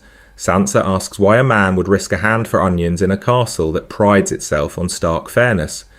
Something in Jon's chest moves at that simple shift of question, from crime to cause. Here, her courtesy lessons become weapons. She tests the way important words land. Honour, duty, mercy. She discovers that if she praises a proud bannerman's grandfather in the morning, his resistance to a new levy softens by nightfall. Jon starts to ask, before summoning a man, what Sansa has observed of him. Which rumour can be ignored, which must be killed in the dark, quietly, before it reaches the wrong ears. The pattern seems fixed, until one night it is not. The raven's tray is empty, the decisions are made. They share bread and a rough red wine in a silence that is no longer merely the absence of speech. The candles burn low. The window shows only blackness and a scatter of cold stars. Jon looks tired in a way winter makes men look tired, worn at the edges, but steady. Sansa watches him tear the bread, the strong, careful hands, the way he waits for her to eat first without thinking of it. The thought comes without ceremony. This is no longer her father's mistake sitting across from her. This is the man with whom she is already learning to rule in all but name. And if war drags on, if winter deepens, what will it cost them both when that quiet understanding must finally be spoken aloud? The next time that quiet understanding is spoken aloud, it is not at the table but in Ned Stark's solar, with the door closed and the fire burned low to embers. Maester Luwin stands to one side, hands folded in his sleeves, grey eyes moving between the faces in the room. Beside him, a pair of northern lords that Robb and Jon have come to trust most, Lord Cerwyn with his careful, weighing gaze, and dour Lord Manderly's air, broad and watchful, fill the space with the solid presence of men who have ridden through too much winter to waste words. Sansa sits very straight in a chair by the window. Jon stands, because he does not yet know how to sit in a council where his name is not written. They speak first of the war, of Robb in the south, of ravens that come late and thin, of Ned's head on the walls of the Red Keep like a shadow that will not lift, of Bran and Rickon too young, Arya vanished into the great southern darkness, and the line of Stark heirs suddenly a thread that can be cut by one bad battle, one fever, one fall from a horse. It is Lord Cerwyn who gives the thought shape, with the particular care of a man placing something fragile on a table. He speaks of banners that will not flutter long behind a child, of southern kings who will test any weakness, of how the north has always followed one clear Stark. Then almost gently, he says what Catelyn Stark has feared in every hard glance she has ever given the boy by the door. That the north would be stronger if Jon were no longer Snow at all. What if the king in the Riverlands, or the boy who calls himself king, named him Jon Stark by decree? What if, with Robb's consent, that name was bound to Sansa's in marriage, so that Winterfell's claim ran in a single, unbroken line instead of splitting like ice? The way important words hang in the air after that is its own kind of silence. Lothin, when pressed, does not flinch from the legal plainness. Bastards can be raised up by royal word. Cousins marry, uncles take nieces to wife. Targaryens wed brother to sister when the cost of division seems greater than the cost of blood. A high-born lady and a former bastard is unusual, yes, but Stark blood, northern need, and the memory of Ned's justice could make the match not only acceptable, but inevitable. Jon hears all of it as if from the far end of a long, cold hall. Jon Stark, husband to Sansa, Lord of Winterfell in all but name if Robb falls. Something in Jon's chest moves, a painful, unwelcome tightening, half longing and half refusal. He has built his understanding of the world on the fact that there are doors he does not pass, chairs where he does not sit, words he does not speak. To take the name now feels like theft. To refuse it feels like abandoning Robb, abandoning Sansa, abandoning the north when winter is not a story but a wind at the windows. He does not answer at once. He cannot. Sansa watches him, and in the space between one breath and the next, the girl who once dreamed of golden princes recoils. Jon, with his bastard's past and his plain, dark looks, is not the husband she once imagined. Yet the woman who has spent these months reading his letters, feeling the steady hand behind each quiet word, cannot quite look away. She remembers the way a man waits for her answer at council, the way a man yields without wounded pride when she is right. She thinks of a future where she is Lady of Winterfell beside a stranger from the south, or worse, the Lannisters' captive widow. What if her only real choice is this boy she thought she knew? Outside, the snow thickens against the glass. Inside, Maester Luwin asks, very softly, whether they will at least consider the betrothal. Sansa's throat works around a word she cannot yet shape. Jon's hands close and open at his sides. The room is very quiet when Jon finally lifts his eyes to hers. He is about to speak, and what he chooses in that moment will decide whether the North stands united or breaks itself on the altar of old fears. What if the raven never reached him? What if the thin black shape had been taken by a storm over the neck, or an arrow loosed in boredom from some nameless tower, and the words inside had frozen with it and fallen into the marsh? Instead, in King's Landing, a tired bird finds the Hand's Tower at dusk. The sky over the city is a smear of smoke and late light, the kind of southern evening that always feels wrong to a man of the north, too warm, too full of noise. In Ned's Solar, the air is close, smelling of parchment and the faint, sour tang of the capital's heat. When the Maester's boy lays the roll of hide on his table, Ned sees at once that the parchment is smudged, the ink bled where cold and distance have worried it. He breaks the seal with the particular care of a man placing something fragile on a table. He does not yet know why his chest has gone tight, only that messages from Winterfell have begun to carry a different weight, as if some shadow were riding with them all. The words are simple. Maester Luwin's hand is neat even through the blurring, his phrases cautious. He speaks of northern lords gathered in the great hall, of their concern for the line of Stark, of their quiet, practical understanding that winter and war are both coming. Then, almost as an afterthought, he sets down the suggestion that Jon be raised up, legitimised, and bound to Sansa in marriage, Stark to Stark, so the North might stand as one. Ned reads the sentence twice, the way important words sometimes refuse to settle in the mind. Jon, Sansa, husband, wife. He can see them as children in the yard, snow in their hair. Sansa's laughter bright and Jon holding himself a little apart, the way a man does when he has learned early that he is extra, not essential. To make Jon a Stark, truly and openly, would be to say to the world, "This boy is mine." It is what he has always been in Ned's heart, but a heart's truth is one thing, a kingdom's gaze another. What happens when the wrong eyes turn north and begin to count Starks? What happens when someone wonders, too closely, at the timing of a war and a birth and a dead prince's vanished heir? Lyanna's face rises before him, pale as winter stone, her hair dark against the bloody pillows. Promise me, Ned. The words have ruled his life, set its bounds, its silences. To break them now, even for Jon's sake, feels like lighting a fire in a dry forest. One spark, and the careful balance he has kept in this bright, poisonous city could go to ash. Yet he thinks of Sansa's gentleness, the softness Catelyn has tried to school into courtesy and poise, and of the cruelty of courts that feed on such softness.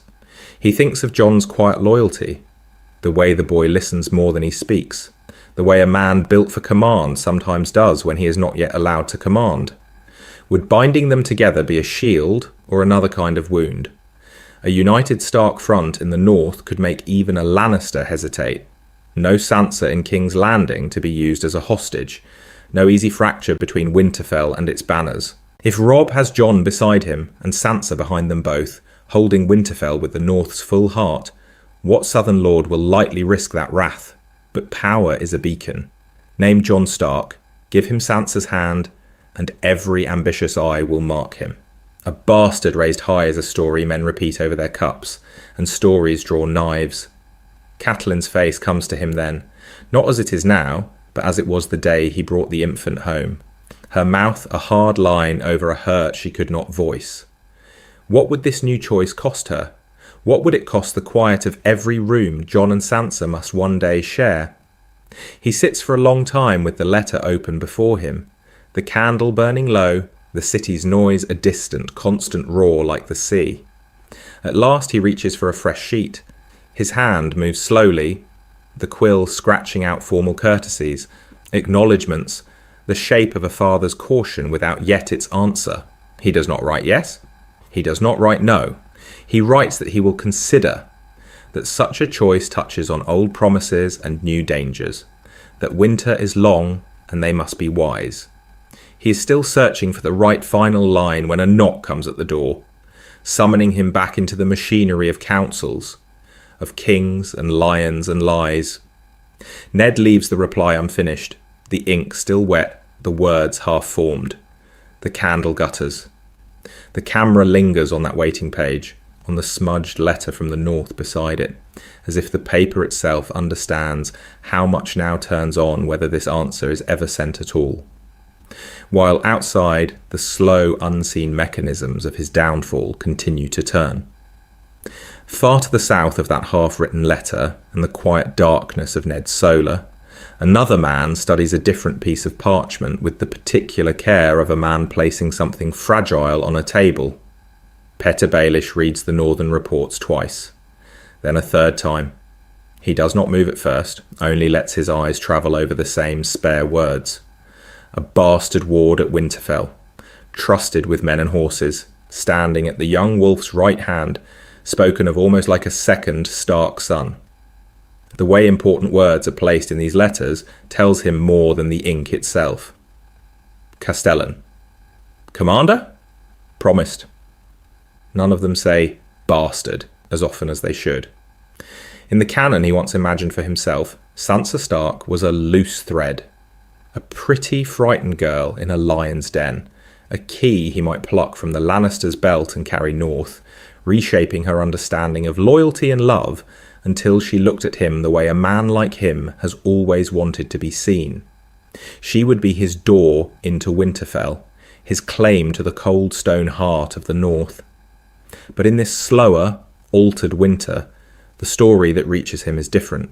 Sansa never leaves Winterfell for King's Landing. Instead, the whispers say, she writes, she advises, she walks the walls with the snowboy who did not go to the wall, whose calm word carries weight in the hall. There are hints, never quite confirmed, of a betrothal spoken of by old men over ale, of a match that would keep Stark blood bound to Stark stone. What if that is true? What if the girl he meant to save is already bound, not by fear and hunger, but by trust carefully laid over years? The question moves through him like a thin blade. A Sansa who has Jon's steady presence at her side, who has seen the way a man can bear responsibility without cruelty, is a different piece on the board. Flattery will not dazzle her as easily. Southern promises will not gleam so brightly against the snow. He recalculates. He speaks of northern pride in council, of how stubborn they are, how they cling to their kings. In private, he begins to wonder whether the North will even need southern alliances if this snow is allowed to grow fully into his shadowed authority. Perhaps, instead of guiding a lonely girl into his orbit, he will have to chip away at Jon's place in Winterfell, question his legitimacy, sow quiet doubts about bastards and blood. And then, a pattern interrupt of his own. What if undermining Jon only hardens Sansa against him? For the first time, Peter Baelish allows himself to consider that the cost of this new arrangement might be his favourite prize slipping beyond reach. He watches the game board with narrowed eyes, feeling the fire of his old ambitions banked but not extinguished, and understands that a snow in Winterfell may yet prove a colder, more formidable obstacle than any southern lord ever anticipated. Somewhere beyond his sight, the ravens still fly, carrying choices that will decide whether that obstacle becomes a wall or something far more dangerous. The ravens fly, and somewhere between Winterfell's cold towers and the twins' damp stone, a different kind of web begins to form. What if the single decision that kept Jon from the wall now reaches, quiet and unseen, into the hall where bread and salt will one day be laid? In canon, the path to that hall is brutally simple. Robb Stark wins too many battles and loses himself in a moment of tenderness, breaking his Frey betrothal for Jane Westerling, and the cost of that choice is measured in northern blood. Walder Frey, nursing the old wound of slights and laughter, waits until the boy king is tired, hungry, and far from home, then opens his doors and his knives in the same breath. The northern cause dies not on the field, but at a feast. In this quieter, altered winter, Jon is not at the wall, he is in Winterfell's solar, over maps, over letters, over the way important words can travel farther than men. He writes to Robb with the particular care of a man placing something fragile on a table. He does not speak of love, he speaks of oaths, of the Frey's thin pride and Rose Bolton's colder patience, of how the North remembers every word a Stark gives, and how the River Lords are watching to see if that memory still has teeth. What if those letters arrive before Robb ever meets a Westerling girl in a ruined castle? What if, on the night when desire and grief pull at him, Robb can still hear Jon's voice reminding him that a king's heart is never only his own? Jon does not forbid him, cannot. He is only a ward, only a Snow. But he can set the board so that even if Robb stumbles, there is another piece ready to move. That piece is the promise of Jon and Sansa. A Stark match, strange to southern eyes but old as the Targaryens' own habits of keeping fire within the family, sends a different signal through the realm. The North is not a boy and his mother exposed and overextended. It is an emerging line. Robb in the field, Jon in Winterfell. Sansa already learning how to hold a room with nothing but her poise and her understanding of how quickly shadow can fall. Walder Frey counts futures the way a man counts coins, touching each one, testing its bite. In this future, even if Robb dies, there is still a Stark man, half-brother, ward, almost son, ready to stand beside a true-born Stark lady. Killing one wolf no longer leaves the pack leaderless, so perhaps the bargain shifts. Perhaps, instead of Robb's hand, a Frey daughter is promised to a Karstark heir, or to a Manderley grandson, the insult soothed by lands along the Green Fork and a formal place in the North's new order. Perhaps Jon himself rides to the twins, looks Walder in the eye, and lays out, in plain northern words, what loyalty will earn and what treachery will cost. Something in Jon's chest moves when he imagines the feast that might have been. The music, the banners, the way a man might lower his guard when he believes the worst is over. He cannot banish the darkness from men's hearts. He knows that now. But he can narrow its opportunities. Does that avert the Red Wedding entirely? Or does it merely change its shape? Turn it from a single night of annihilation into a slower, more contested betrayal? One the North is ready to answer. The bread and salt may yet be broken. The question is who walks out of that room when the music stops, and what new fire they carry with them into the long winter ahead. The music stops at the twins, and in this timeline, the North does not bleed out on the rushes. What if, in the sudden quiet after Rose Bolton's failure, another kind of bastard begins to move in the shadows? In canon, Ramsay Snow steps into a vacuum. Winterfell is broken. The Starks, scattered. The way important words like honour and guest right reduced to bitter jokes told in cold rooms. In that darkness, a petty, vicious man can style himself a lord, can take a burned shell of a castle and a frightened Theon Greyjoy, and through terror make the North bow. But here, the castle he covets has never fallen. Its ravens still fly. Its lord and lady answer them. Jon's Winterfell is not a place a man simply walks into and claims. He stands on the battlements more often now, the wind sharp on his face, eyes tracing the tree line the way a man reads a page. He knows Roose is not finished, that a defeated vassal is more dangerous than a dead one. When word comes, quiet and almost incidental, of a bastard son at the Dreadfort with a taste for flaying and a talent for cruelty, something in Jon's chest moves. The name is nothing yet. The pattern is not. 2 bastards, 2 Norths that made them. Jon has grown inside stone walls warmed by Ned Stark's fire, his exclusion tempered by the simple, relentless decency of the man who raised him. Ramsay has grown in a different winter entirely, half acknowledged, fed on his father's contempt and his own entitlement. Both want to be seen. Both understand the cost of the word Snow attached to a name. One has learned restraint, the way a man measures himself against a standard he did not choose. The other has learned that pain is the quickest path to being noticed. Ramsay's early moves might not change at first. He still takes Theon when the opportunity presents itself, still burns and pillages the soft places along the stony shore, still tries to make an example of weak men so the strong will whisper his name. He speaks of fear as if it were a tool he alone has discovered. But each village he puts to the torch sends smoke toward a Winterfell that has not fallen, toward a commander who knows what it is to be underestimated and who has already outlived one southern war. Jon studies the reports with the particular care of a man placing something fragile on a table. He does not speak of Ramsay as a monster. Monsters are stories. This is a choice walking on 2 legs. In the Bastard of Bolton he recognises the shadow of what he might have been without Ned's hand on his shoulder, without Sansa's steady, growing understanding at his side. Their clash, when it comes, cannot only be over stone and snow. It is an argument about what bastardy means in the North, about whether blood or behaviour defines a man. And so the shape of the Battle of the Bastards bends, but does not vanish. It may still be fought on the fields before Winterfell, but the castle behind Jon is unbroken, its banners never torn down, its lady not a traumatised escapee, but a co-ruler, standing beside him on the walls. The question is not whether they will face Ramsay.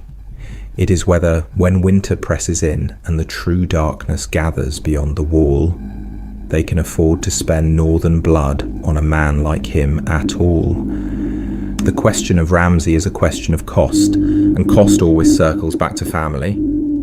While Jon and Sansa weigh whether to spill northern blood on a man like him, 2 other Stark children are moving through the wider world with that same castle as a distant, stubborn point of light. Winterfell does not fall in this telling. Its towers remain, and that changes the way they walk through darkness. Arya still runs. She still sees her father die, still tastes the iron of helplessness on her tongue.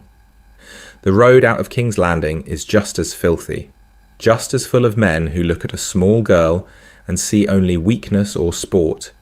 Yet one thing is different. She does not run from nothing. She runs toward something. Word reaches even the back tables of inns and the low benches near the fire. The young wolf in the south, and in the north a quiet Stark lord and lady holding the line. She hears Jon's name first, spoken the way important words are spoken in the north, with a kind of reluctant respect. A bastard raised up, some say, a ward, a commander. Men argue over the details, but the shape of the story is clear enough. He stands in the great hall and people listen.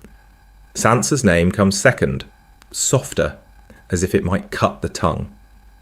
They speak of her as the mind of Winterfell, the one who reads, who remembers, who writes letters with the particular care of a man placing something fragile on a table. Arya's list still grows. Joffrey, Cersei, the Hound for a time, others whose names feel like stones in her mouth. Revenge is still the fire she banks against the cold.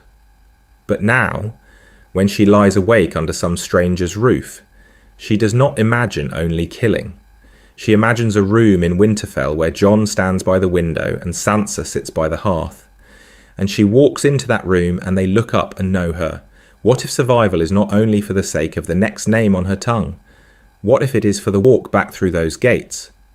Far to the north, Bran is carried beyond the wall into deeper winter. The cave, the roots, the slow accumulation of understanding, all of that remains. Yet when the visions come, they do not show only ruins. He sees Winterfell whole, banners bright against the snow, Jon on the battlements, Sansa in the godswood with her hand on the heart tree, lips moving in some private wordless prayer. It alters him. He does not detach as completely because the centre has not been burned out of his world. When the three-eyed raven speaks of the long night to come, of dead things in the forest and blue shadows on the snow, Bran also sees letters travelling south, ravens beating their wings through the cold air, carrying warnings to a brother who listens. And here the pattern shifts for a moment, not vision flowing only one way, but stories flowing back. A whisper in a tavern reaches Arya about a crippled boy who dreams of wolves. A half-remembered rumour finds Bran that his little sister is still alive, still fighting. Jon and Sansa hear fragments as well, and something in Jon's chest moves when a ranger from the Shadow Tower, drunk on northern ale, mutters that he saw a small, fierce girl practising with a wooden sword. Ravens fly both ways now. Sight north, stories south. Each child, scattered by war and choice and shadow, is still held by the idea of a Winterfell that endures, a castle that is not a grave but a promise. The centre holds, and because it holds, every path that still lies ahead of them bends, however slightly, toward home. South of that promise, across the narrow sea, another story coils around fire instead of snow. Daenerys rises much as she always does, a frightened girl in a hot foreign room, a bride sold for horses, a widow walking into the pyre because there is nothing left to lose. She does not expect to live. She does not expect dragons. Yet when the fire dies, the world has shifted. Three small shapes cling to her, with the particular care of a man placing something fragile on a table. Only this time, the songs that reach her afterward carry a different northern refrain. What if the tales that drift east do not speak of a broken Winterfell, of dead wolves and vanished heirs, but of a house that bent and did not break? What if the word Stark, in the wine-sour mouths of exiles and merchants, still means a line unbroken, a lord and lady who held their ground against lion and kraken both?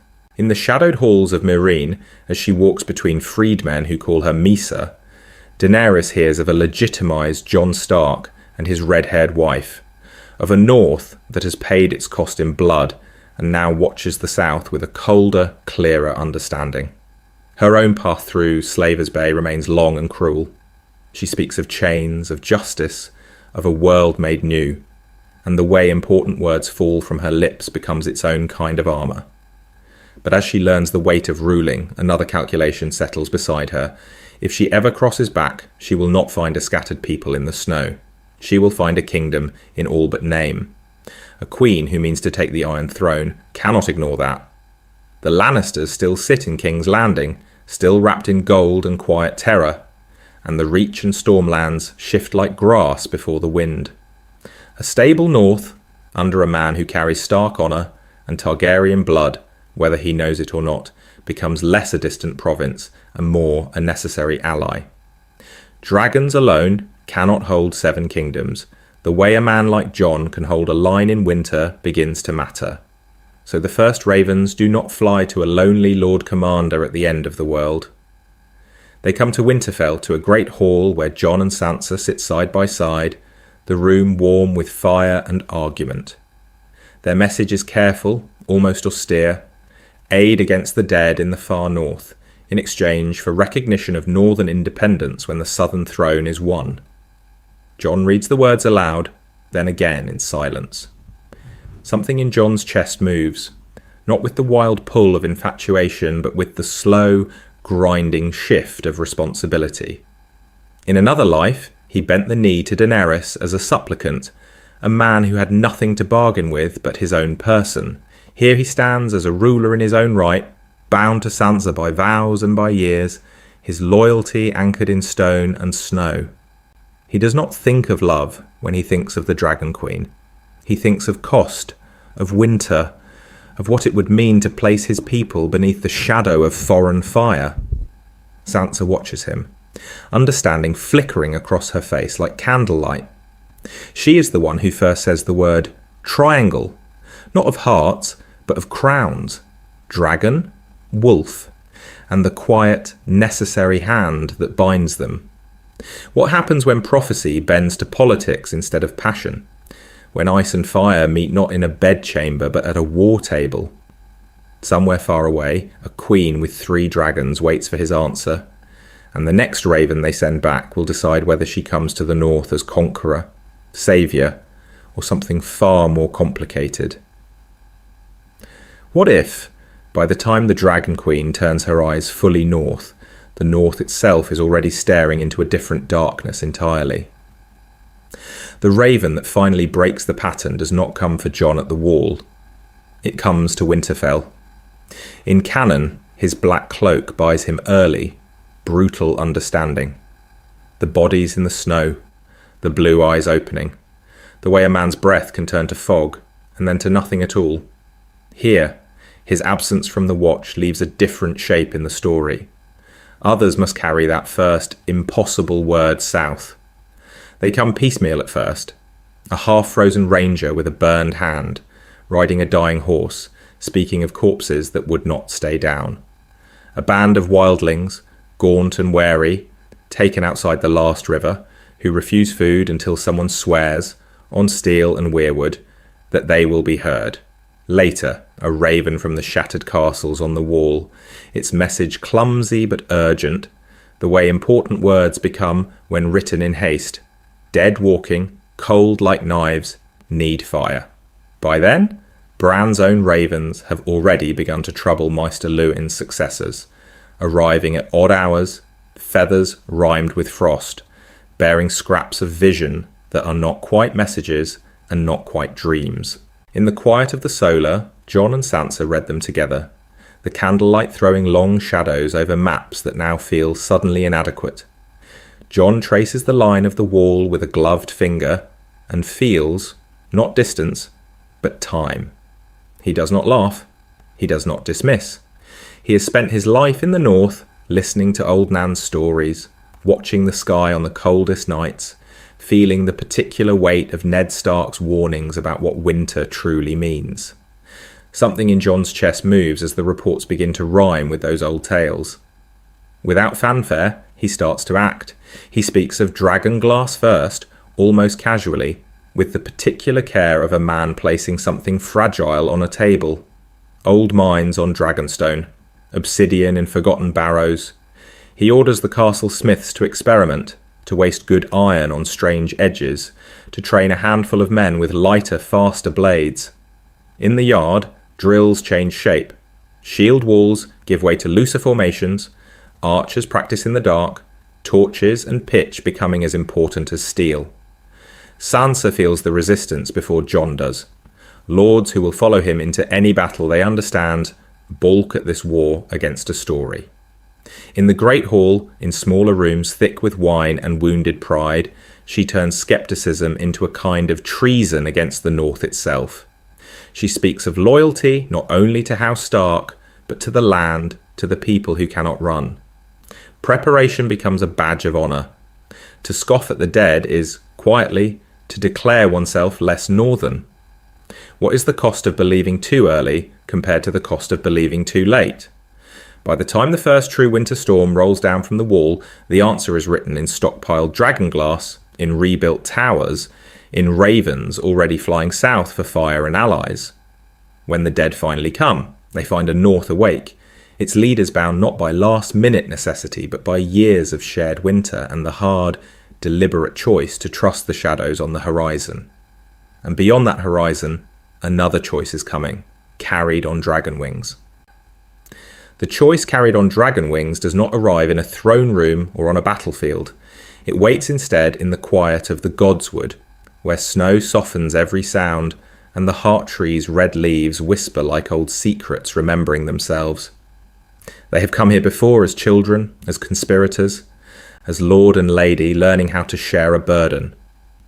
Now they come at Maester Luwin's word, summoned like supplicants to a judgment neither of them quite chose. The heart tree watches with its carved, bleeding eyes, and the air feels close, as if the very bark is listening for the way important words will fall. Jon is there first.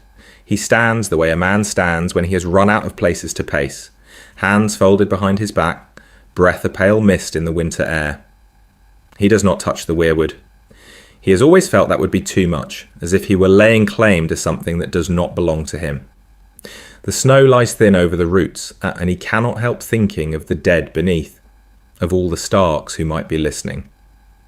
Sansa's steps are soft on the path, fur brushing against bark, the faint rustle of skirts that once would have been silk and now are good northern wool. She stops a little distance away, as if there is some invisible line neither of them quite dares to cross. The taboo sits between them like another presence, half-siblings in the eyes of most, cousins in truth, now spoken of in the same breath as husband and wife. She speaks first. Of course she does.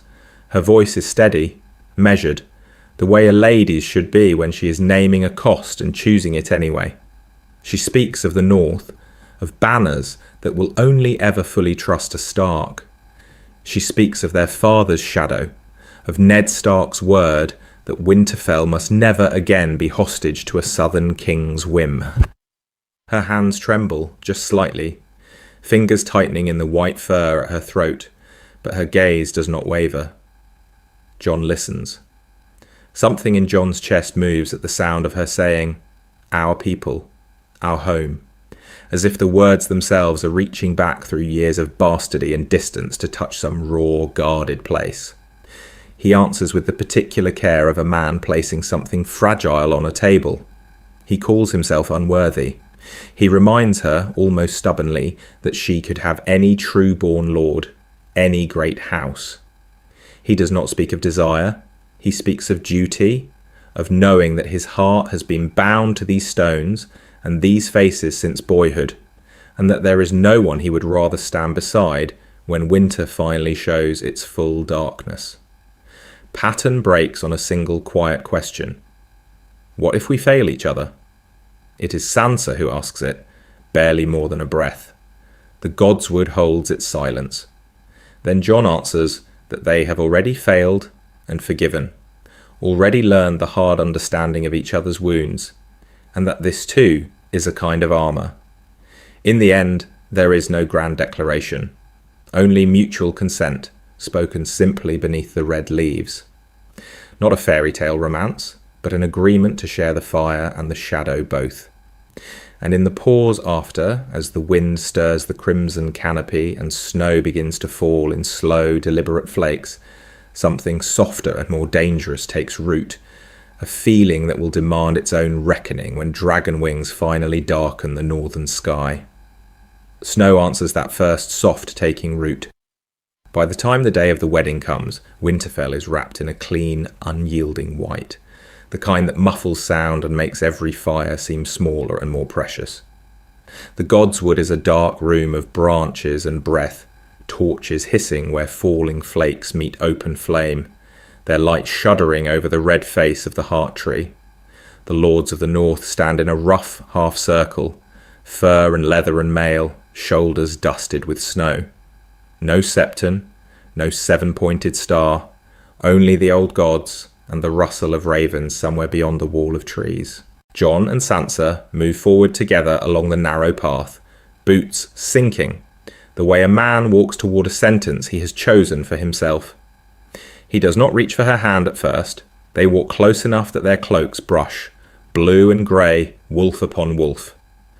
Catelyn is an absence that feels almost physical, a missing weight at Ned's side.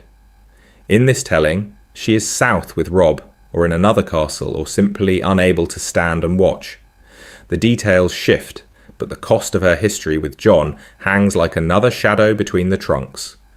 Robb's blessing comes instead as a word read aloud, ink and distance and duty. Ned speaks of it with the particular care of a man placing something fragile on a table, his voice low as he recites his son's steady soldier's script. Brother, ally, stand in my stead. Arya and Bran are reduced to lines in that same letter, names carried by ravens to be spoken under red leaves. Somewhere far away, a girl with a sword and a boy who dreams of falling hear news of a Stark union and try to imagine it. The northern lords do not have to imagine. They see it before them. One blood, one house, no Frey to appease, no southern lion to fear. There is a quiet satisfaction in their stillness, the understanding that this choice knots their loyalties tighter around Winterfell. Jon's thoughts move less cleanly. The weight of the Stark name settles across his shoulders like a cloak of snow and iron, beautiful and cold and inescapable. He feels every glance, every unspoken calculation. What if he fails them? What if the darkness he has always felt at the edge of things finally steps into the firelight and finds him wanting? Something in Jon's chest moves when Sansa's gloved fingers finally slip into his, small and certain. She enters the circle as the girl who once traced crowns in the margins of her songs. She leaves it having chosen a different kind of crown. Standing beneath the heart tree, she sees not a golden prince, but a man who knows the shape of these walls in winter, the smell of the kennels, the names of every household sworn to them. A husband who has read her careful letters, who has seen her mind at work, and never flinched from the cost of her plans. The vows are simple, no flourishes, only the way important words sit in the silence after they are spoken. When it is done, their breath mingles in the cold air, two pale ghosts rising together before the carved red face. Snow gathers in Jon's dark hair and on Sansa's auburn braids, white on red, white on black, as if the gods themselves are drawing new colours over old wounds. They stand there longer than is strictly needed, two figures bound by blood and snow and the impossible task that waits beyond the trees. For a moment, the world is only this clearing, this fire, this choice. Then the wind shifts, harsher, carrying from the north a chill that does not belong to any ordinary winter, and Jon turns his head as if he has heard a word spoken very softly in the darkness, one that will not be ignored for long. What if, for a little while, the word that answers that chill from the north is not war, but marriage? The fire in the great hall burns low. The feast that roared around them only hours before has thinned to candle stubs, overturned cups, a crust of bread gone hard beside a forgotten trencher. Music has dwindled to the memory of music. In the quiet that follows, Jon and Sansa rise when duty says they must, not when either of them is ready, and walk out beneath 100 watching eyes. The corridor to their chambers is colder than it should be. Stone holds winter the way a man holds an old grief, tight and without complaint. Their footsteps echo in a rhythm that feels too loud.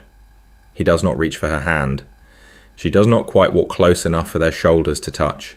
The distance is small, and it is full of expectation. In the room prepared for them, the fire has been banked high, as if heat alone can answer all the questions a wedding night asks.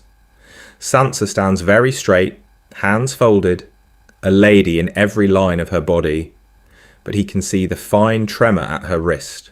Jon feels the weight of every story ever told about what comes next, the way important words like husband and wife have been used to excuse carelessness, even cruelty. He does not move toward her at once.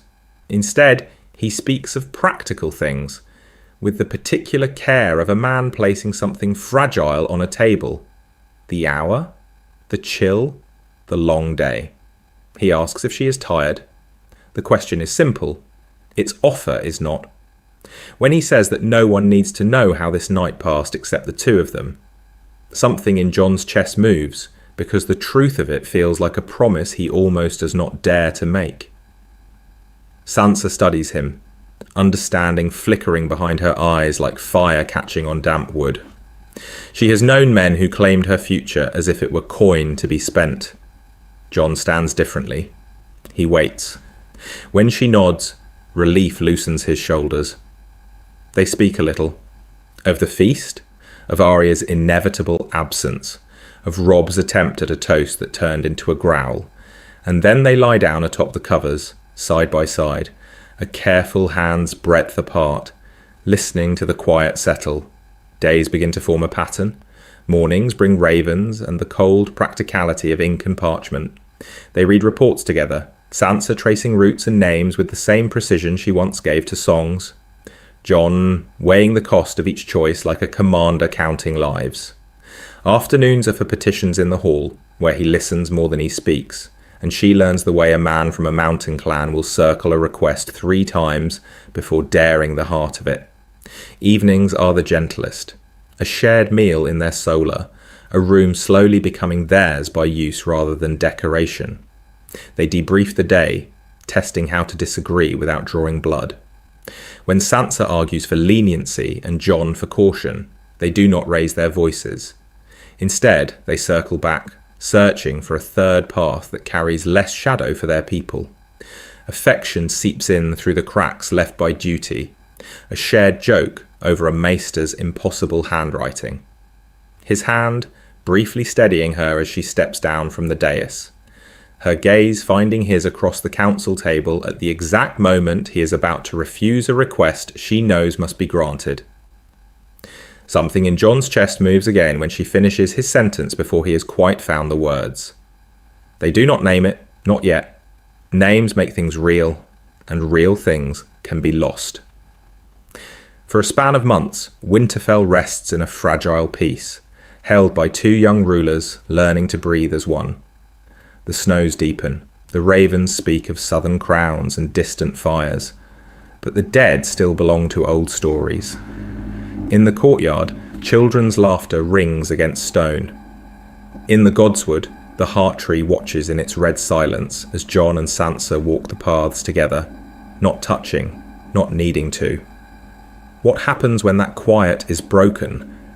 When the word he thought he heard in the northern darkness finally arrives on black wings, no longer soft at all? The raven that finally breaks the quiet is an ordinary bird, mud brown against a hard white sky. Its arrival is not marked by omens, only by the soft thud of wings and the boy at the rookery door calling down into the courtyard, voice thin in the cold. Yet from that small sound, the north begins to arrange itself again around House Stark. In the weeks that follow, they come, lords and lesser men, greybeards who rode with Ned in Robert's rebellion, and boys who have only ever known stories told beside the fire. The great hall fills with the particular hush that falls when oaths are about to be spoken. Jon stands at Sansa's side beneath the carved direwolves, the weight of Winterfell's stone pressing down from above, the weight of eyes pressing in from every corner of the room. The first to kneel is Lord Wyman Manderley, his bulk creaking like an old ship. Once he had hedged his words, speaking of Robb, of heirs, of southern kings. Now he bows his great head, the way a man bows to something settled in his own mind, and when he lifts his gaze, he says, without stumble or pause, "My Lord Stark." He does not glance towards Sansa to soften the claim, does not add, "and lady." The word lands between the pillars and seems to stay there. Something in Jon's chest moves, not triumph, not quite relief, but the slow, dangerous understanding that this is no longer an arrangement only on parchment. Others follow. Lady Dustin, who once spoke of Stark blood with a bitterness like iron, lets her eyes rest on Sansa's face and says, "My Lady of Snow and Song, may your line outlast this winter." Her hand, dry and light as old paper, brushes Sansa's in what might almost be a blessing. In the gallery, an old woman from the kitchens crosses herself and whispers the same words, as if they are a prayer that has been waiting for a proper name. Outside the hall, loyalty takes quieter shapes. Small folk come with boundary disputes, broken carts, a son who struck his father in drink. Jon listens first, always.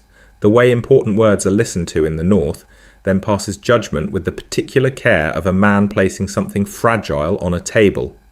When he orders a fine reduced, or a hand spared, he speaks of cost and consequence, of the shadow a choice can cast over a whole village.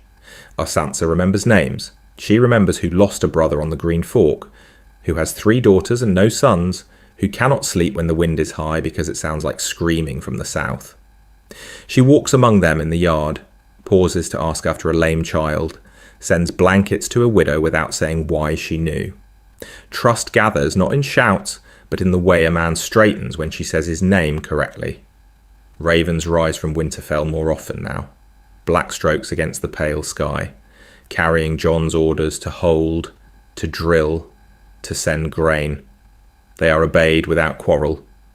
In Carhold and Deepwood Moat, in white villages along the Wolfswood's edge, banners of the direwolf fly from towers that once kept other colours furled in reserve, waiting to see which way the wind would turn. Years pass. Young squires learn their letters under a maester who speaks of Lord Jon and Lady Sansa, as if the pairing were as natural as snow in winter. Their parents' old arguments about bastardy sound to them like stories from another age, the sort of distant darkness that lives in songs but not in rooms they themselves have walked. What if that is the quiet miracle no one ever names? Not a sword of legend, not a dragon, but the simple fact that when true winter comes, the North will not rally to a single figure on a lone dais, but to a pair who have learned to listen together. Around them, oaths harden into something more than duty, something that feels dangerously like love. And far beyond Winterfell's walls, in places where the snow already falls in silent sheets, other eyes begin to turn south. The first sign is not a horn or a scream, but the dark line of banners on the southern road, small as stitching against the snow until the wind lifts the flayed man high. Winterfell does not fall to treachery in the night in this telling. It waits, stone and ice and smoke, while Ramsay Bolton comes to take what he believes should have been handed to him. For years, denied the easy path of a weak Stark girl in his bed and a broken castle at his back, he has gathered his own answer to that refusal. Men from the Dreadfort, hard and pale, hired swords from the south, who do not understand the way winter eats an army that lingers too long. A few northern houses that chose fear over memory. What if, he thinks, he can make an example so complete that the North will forget it ever loved another name? On the battlements, the air is sharp enough to cut the inside of the nose. Jon stands with his gloved hands resting on the cold stone. Sansa a measured step to his right, cloaked in grey and white. They have walked these walls together in every season, marking weak mortar, blind corners, the way a man might learn each scar on his own body. Now the work of those quiet years lies around them, rebuilt towers, doubled gates, murder holes cleared and widened, stores of pitch and stone stacked with the particular care of a man placing something fragile on a table. He does not think of glory, he thinks of lines of supply, of the small holdfasts that have already sent grain and men, because Sansa wrote to them in the winter rooms with a steady hand and a memory for old promises. She speaks of cost when she walks the yards, of how long the bread will last, of which families cannot spare more sons. Within the walls, she has been the one to bind fear into something like resolve, moving from hearth to hearth, from word to word, until even the most stubborn farmer begins to understand that this is their home as much as hers. The tactics are different when you are defending what you have never lost. Jon knows every alley, every postern, every place where the snow drifts deep and where a man might vanish in shadow. His plan is not a wild charge to reclaim a stolen past, but a slow, deliberate bleeding of the enemy on ground that favours him. Archers on the inner walls. Cavalry held back for when the Boltons tire themselves battering uselessly at stone. Fires banked against the long night of a siege that might never come. If he can break Ramsay's nerve first. They meet once, between the lines, under a sky the colour of old iron. Ramsay's smile is thin and bright, the way a knife is bright. He speaks of dogs and sport, of bastards who forget their place. Jon says little. The way important words sit in his throat has changed over the years. He has learned that a lord's silence can be sharper than insult. Something in Jon's chest moves when he looks at the man who might have worn the same name he now bears. Had Ned Stark made a different choice? Sansa does not stand at Jon's side in that parley, but he feels her like a second spine. Later, when Ramsay's first assault breaks against the walls and the snow runs red beneath the ramparts, she watches from above, face as still as carved weirwood. This is not the miracle of a broken girl returning to claim what was taken. This is judgment rendered in her own hall. In the end, Ramsay's defeat is not a song about impossible odds. It is a ledger balanced. His men, hungry and freezing, begin to slip away in twos and threes, drawn by whispered promises of Stark mercy and northern memory. The gates of Winterfell never open to him. His banners burn in the courtyard he thought to claim, the flayed men twisting to black ash in the rising wind. The north does not break. It folds itself more tightly around the pair on the battlements, around the quiet understanding that their scars have become a kind of armour.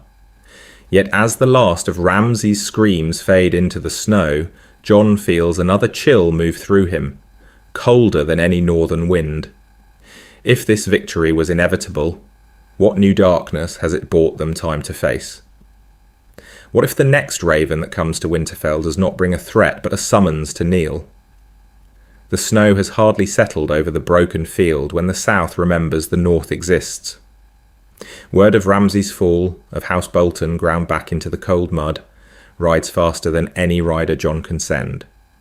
Lannister gold, Baratheon antlers, or a silver-haired queen with dragons. It scarcely matters whose sigil hangs over the Iron Throne. The message beneath the paint is the same: bend, swear, obey. In the quiet of the council room, with the fire burned low and the wind scratching at the shutters, Jon studies each southern outcome the way a man studies the sky before a storm.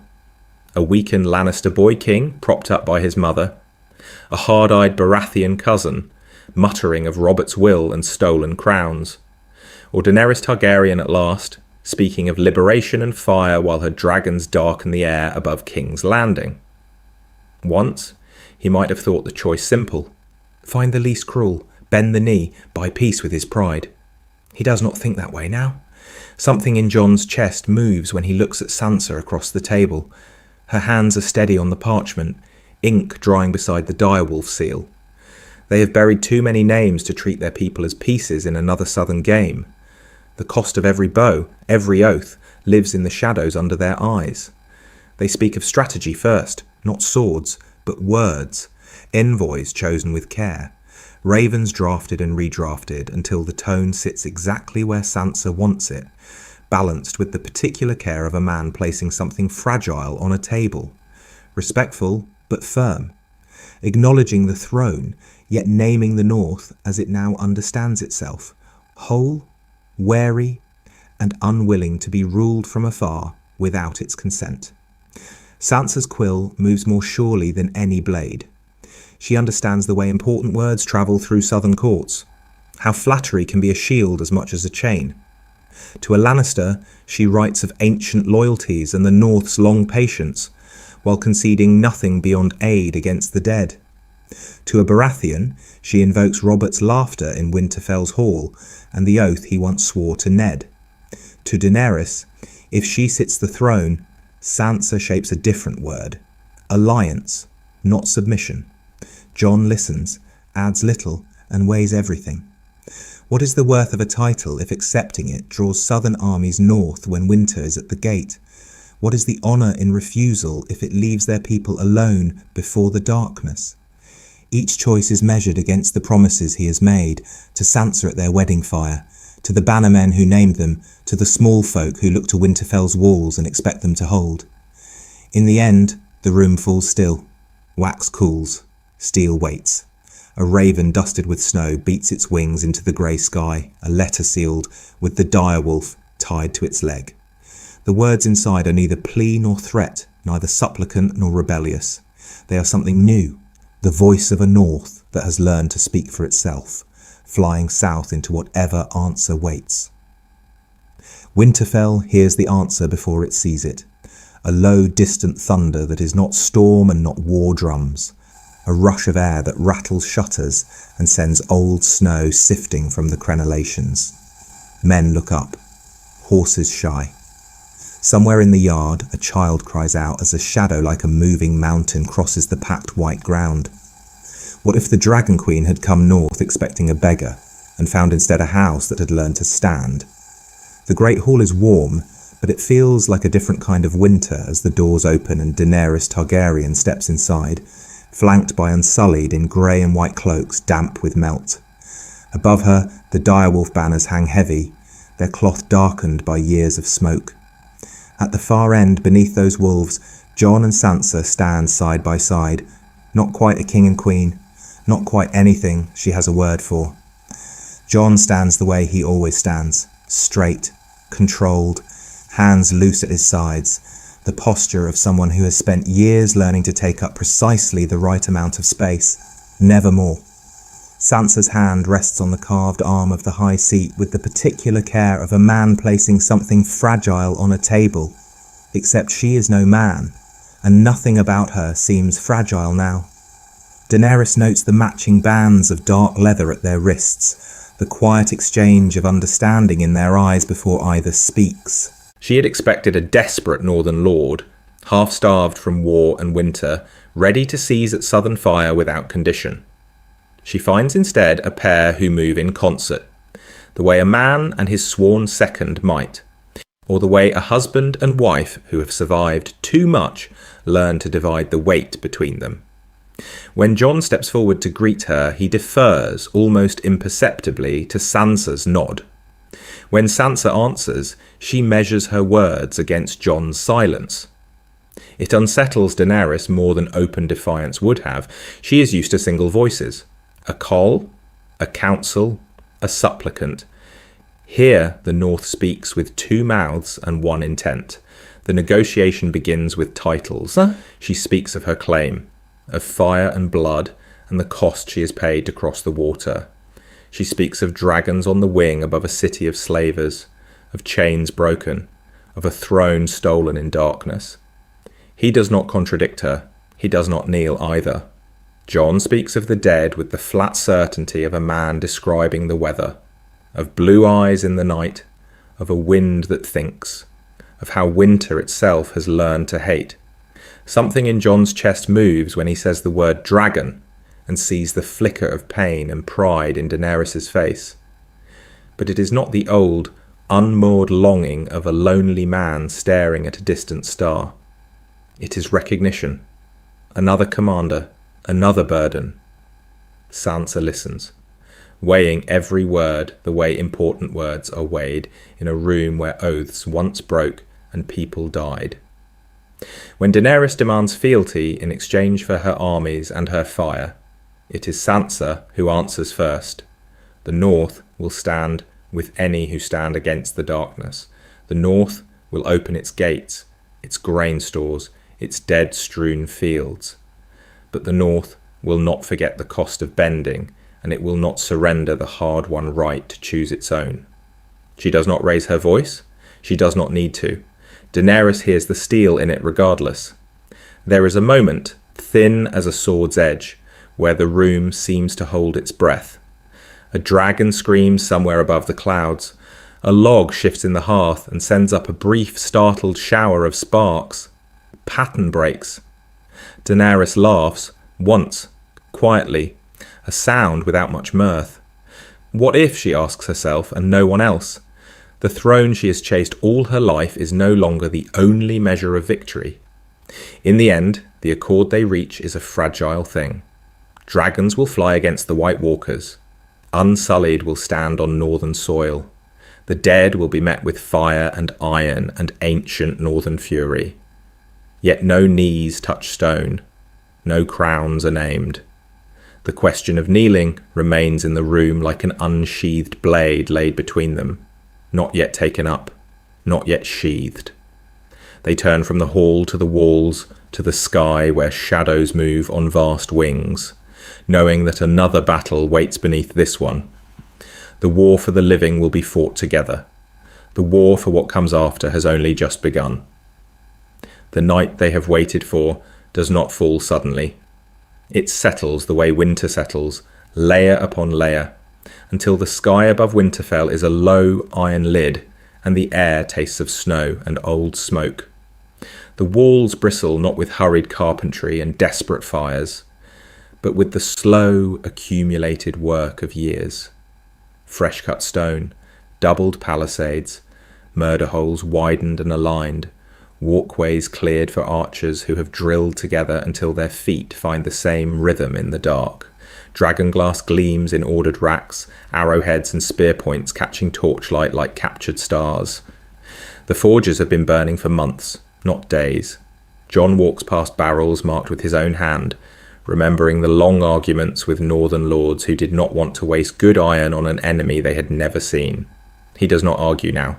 He simply checks the tally, the way a man checks the edge of a sword he already knows will be swung. In the courtyard, lines of men and women move through practiced formations, shields locking, spears bracing, then breaking and reforming on quiet command. Small folk stand beside highborn, the distinctions blurred beneath furs and boiled leather. But the order is clear. They have been drilled in retreat routes, rally points, the simple understanding that no one runs alone. Above them, banners hang still in the cold air, stark grey against the encroaching darkness. Sansa is not on the walls. Her battlefield is the inner wards. She moves through the great hall and the passages behind it, cloak brushing stone, voice low but carrying. She oversees the last carts of grain being rolled toward the cellars, the last children shepherded toward the crypts. The last old man who insists on taking his place on the wall gently turned instead toward the safety he would rather scorn. She speaks of duty as if it is a story they all already know the ending to. Messengers come to her like waves, bearing words from the outer defences, from the godswood, from the far fields where watchfires burn in careful lines. She redirects reserves with the particular care of a man placing something fragile on a table, quelling the first flickers of panic before they can take root. In the crypts, where stone kings watch with blind eyes, her presence alone stills the room. There is no screaming, no wild rush towards sealed doors. Only the sound of breathing, of whispered prayer, of waiting. On the walls, Jon stands in the armour he and Robb once dreamed of. Plain and serviceable, the weight of command settled on his shoulders like another layer of mail. He moves from tower to tower, checking sightlines, exchanging a few quiet words with each captain. He trusts the traps they have laid in the outer fields, the trenches soaked in oil, the staggered lines of retreat. He trusts Sansa somewhere below, holding the centre while he holds the edge. Something in Jon's chest moves when he finds her at the base of the stair just before the horns sound. A brief pocket of stillness in the narrowing hours. The torches throw their faces into sharp relief, her hair a muted fire against the stone, his features carved in shadow. They stand close without quite touching at first, two people who once shared only a name and a corridor, now sharing the end of the world. What does one say in that room between before and after? The way important words crowd the throat makes speech feel dangerous. Jon thinks of the first winter they planned together, of maps spread on tables, of letters carried through snow. He thinks of every choice that led them here, every cost already paid. He does not speak of fear, he speaks of trust, of the North, of the simple, stubborn fact that they stand together. When his hand finds hers, their fingers clasp and hold, not with the desperate grip of people about to be torn apart, but with the steady pressure of a vow already long kept. Outside, the first white shapes move at the tree line.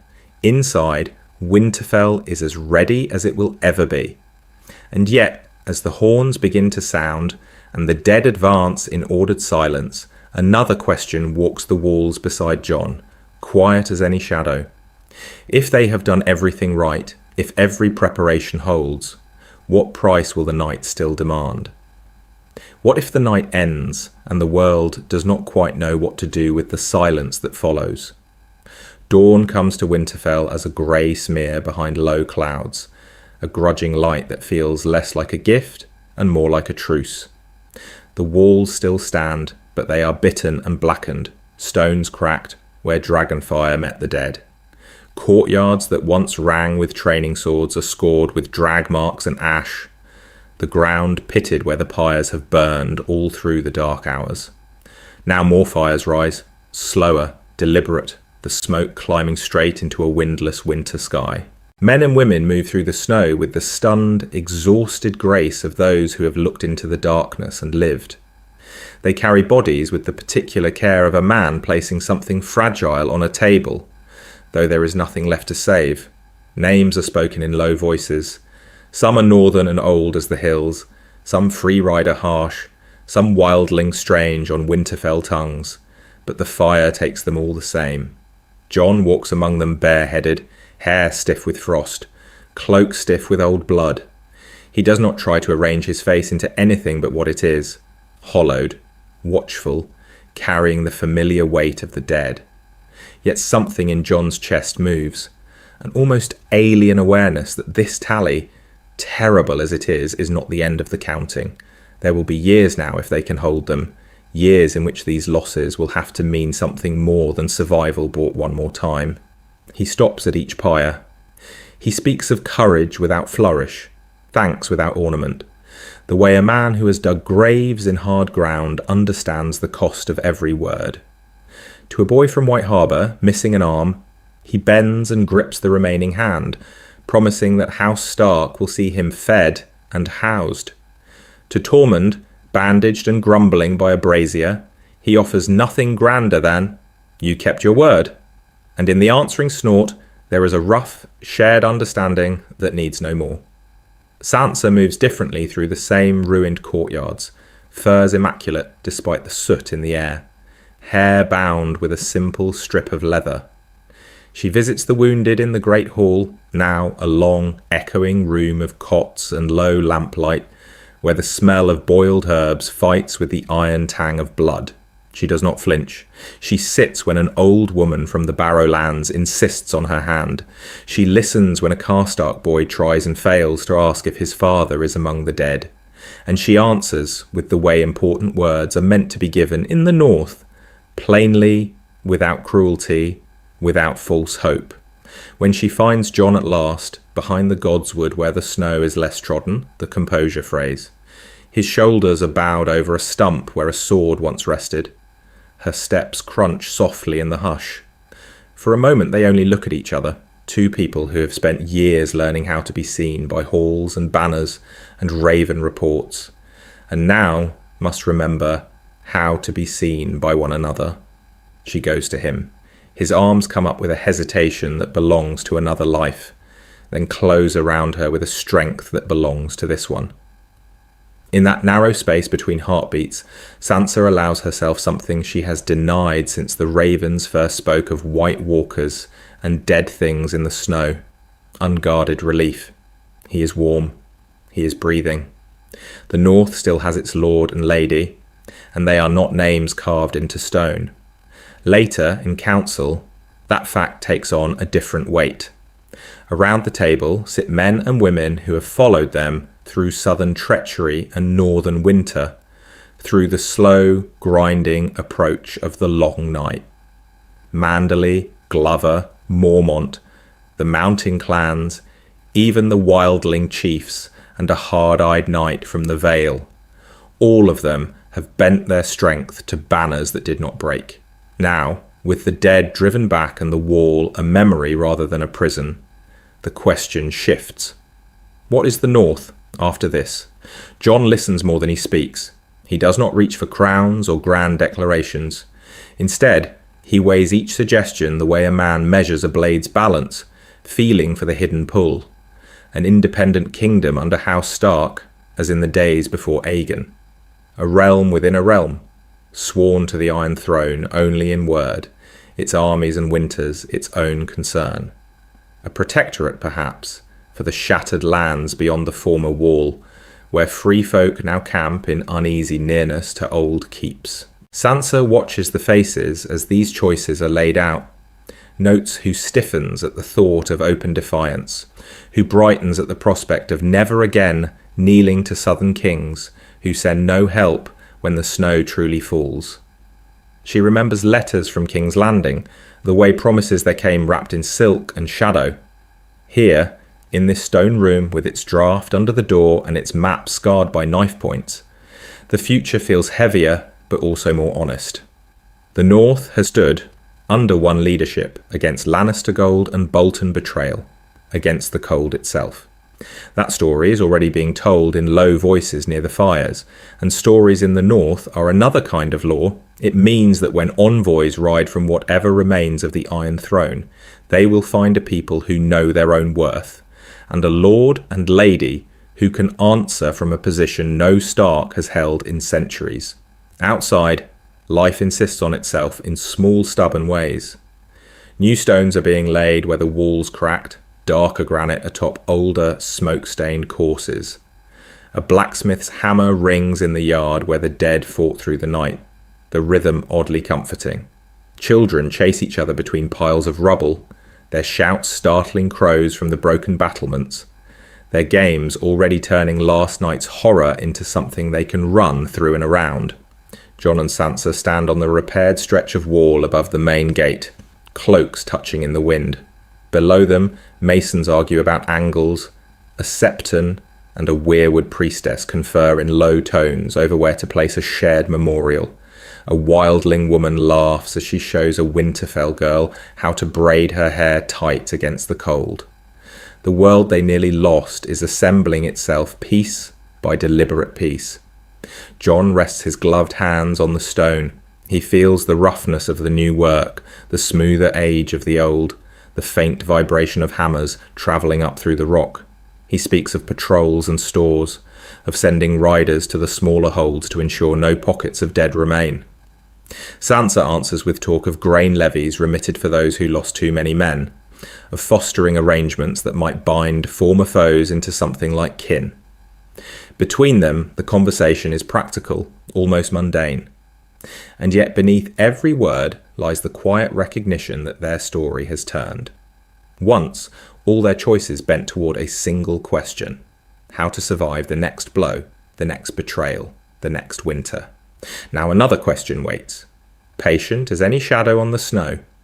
What kind of north will they leave behind, when the fires are only memories, and the children in the yard are the ones standing on these walls?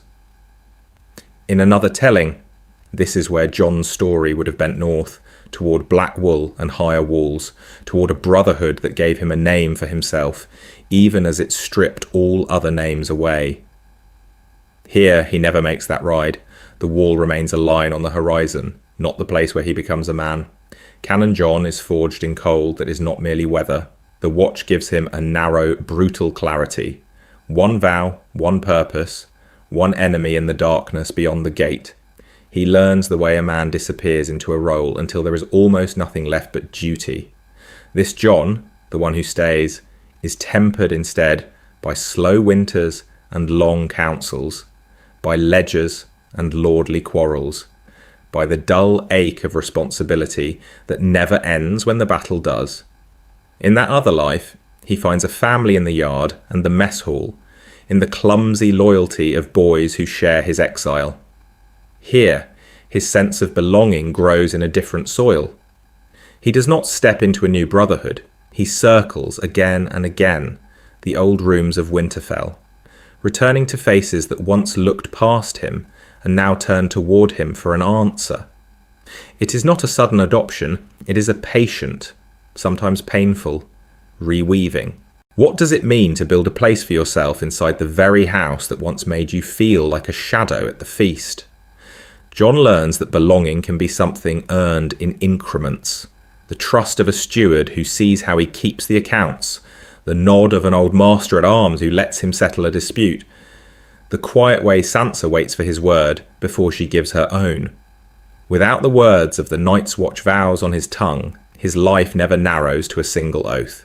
It widens instead. He is allowed love, marriage, children, the warmth of a hand in his beneath the high table. But with that warmth comes a different kind of cold. No one has told him which duty stands above the rest. When the North pulls one way, and his wife another, when the memory of Ned's lessons cuts across both, there is no simple answer written in black and white. The moment of his legitimization becomes the hinge. The way important words are spoken in that hall, Jon Stark, pronounced with the full weight of the direwolf banners, does something to him that knighthood or command never could. Something in Jon's chest moves, not with triumph, but with the heavy understanding that he has stepped into a story that will outlive him. He speaks of the honour as if it were a gift. He carries it like a debt, because it comes not as a birthright but as the end of a long visible service. The North accepts it. They have watched him bleed for them. The name feels earned, yet it also presses on his shoulders, a constant reminder of what it will cost if he fails. This is the quiet pattern interrupt in his life. In one world, he escapes the problem of himself by vanishing into the black. In this one, there is no escape, only integration. He must learn to live fully inside the skin he once tried to shed, to let the bastard and the lord, the husband and the commander, stand in the same room without tearing each other apart. What if that is the truest victory he ever wins? Not a crown, not a prophecy fulfilled, but a home that is his because he helped build it.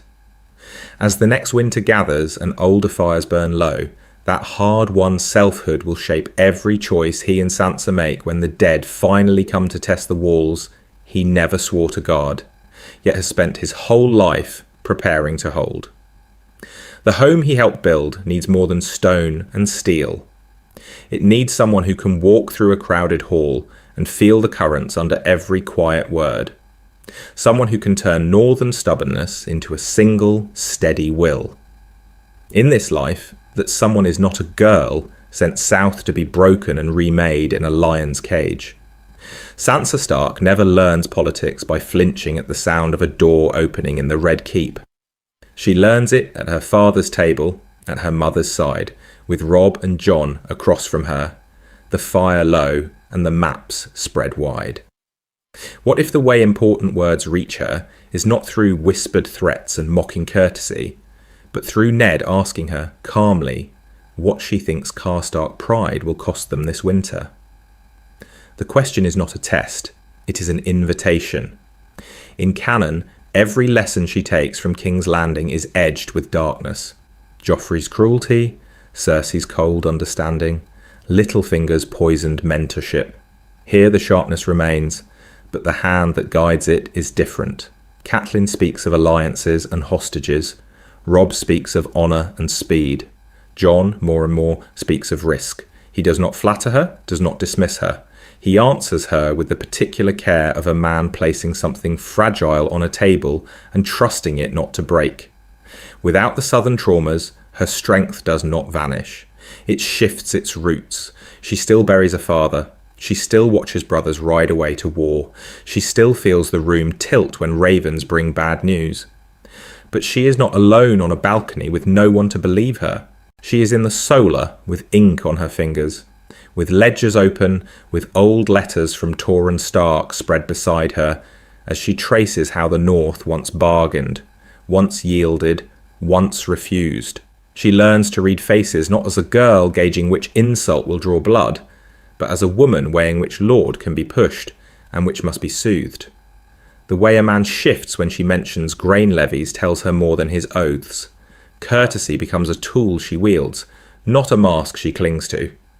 When she smiles at a quarrelsome Glover and lets him think the compromise was his idea, she understands exactly what she has done.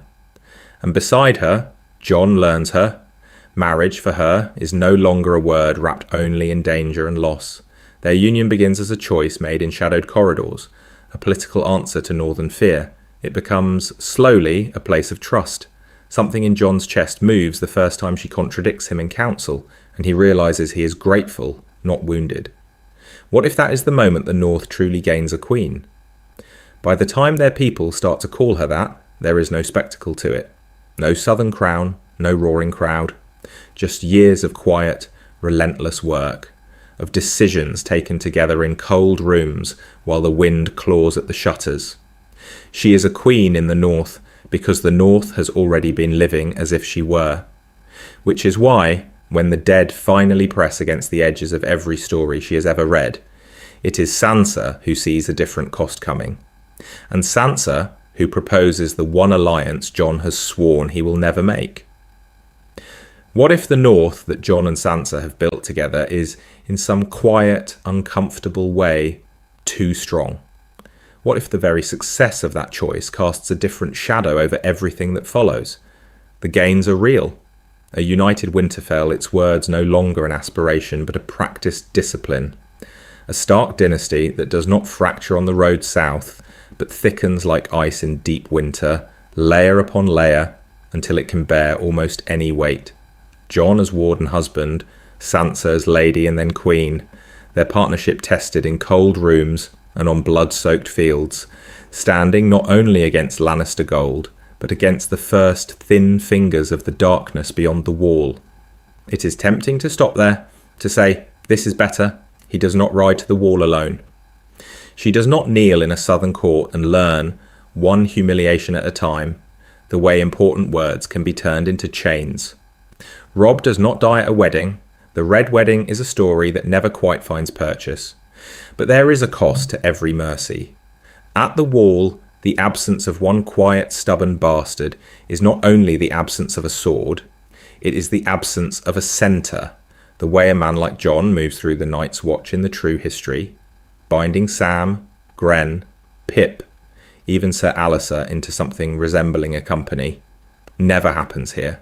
Sam Tarly still comes north, still shakes when he holds a blade, but there is no steady presence at his shoulder telling him, with the particular care of a man placing something fragile on a table, that fear is not failure.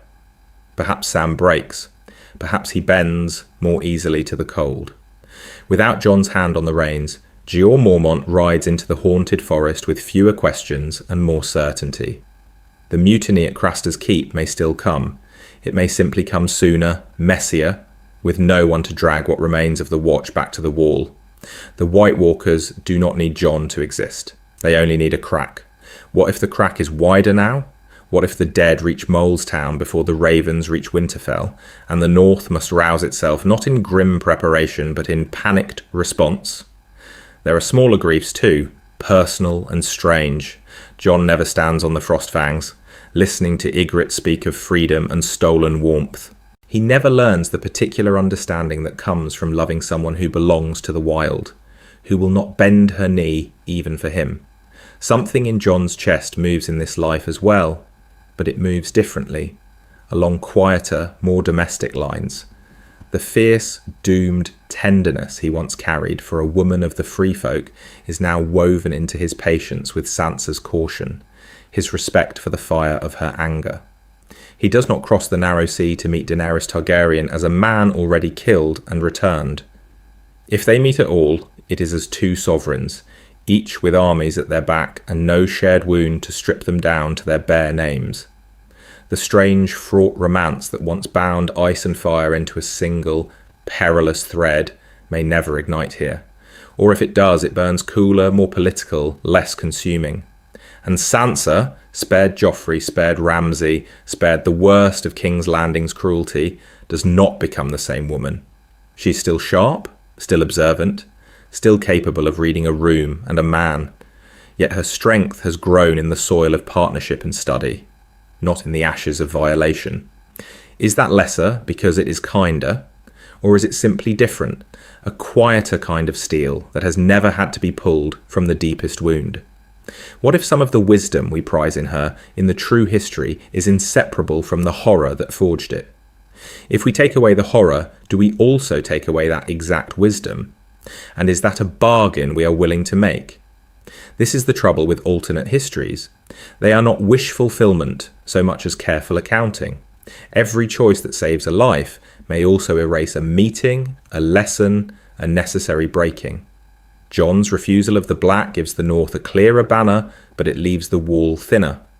Sansa's safer path gives her a different crown, but it closes the door on the girl who learned to lie beautifully in a southern court just to stay alive. In the end, this world is not unambiguously better or worse. It is simply other. Its scars run along different lines. Its miracles arrive in different rooms, at different hours. And somewhere, on a wall that has stood for 8,000 years, men still look north into the darkness, waiting to see which shape of winter is finally coming. And all of it, every altered march and narrow escape and quiet council in Winterfell's hall, hangs from something as small as a bird that never came. Return to that sky above the castle, the one we left behind when Ned rode south and Jon should have ridden north. There is a moment there, barely a breath long, when a raven might have cut across the grey-black wings against the pale, bearing a summons to the wall or a warning from King's Landing. It does not appear. The air stays empty. The way a man might overlook a single missed heartbeat and only later understand it as the beginning of an entirely different life. From that absence, a new shape of the North grows. Jon does not wrap himself in black, he wraps himself in responsibility. Bastard becomes ward. And then, through Ned's careful words and Robb's open trust, Lord of Winterfell in all but name, long before the formal letters are sealed. Sansa, once turning her face toward the songs of the South, learns instead the slow, unromantic work of a northern queen. Grain tallies and casualty rolls, the bitter arithmetic of which village can be saved and which must be left to the snow. Around them, other lives are bent out of their old orbits. Littlefinger comes north expecting a frightened girl and a vacant seat, and finds instead a woman who has watched him from a distance for years, and a husband who understands the way important words can be used as snares. Ramsay never holds Winterfell. The Boltons never quite escape the long shadow of a united Stark front. Even across the sea, Daenerys meets a colder reception, the North less desperate for a saviour because it has already stubbornly saved itself. Beneath all of this, there is the quieter, more dangerous shift.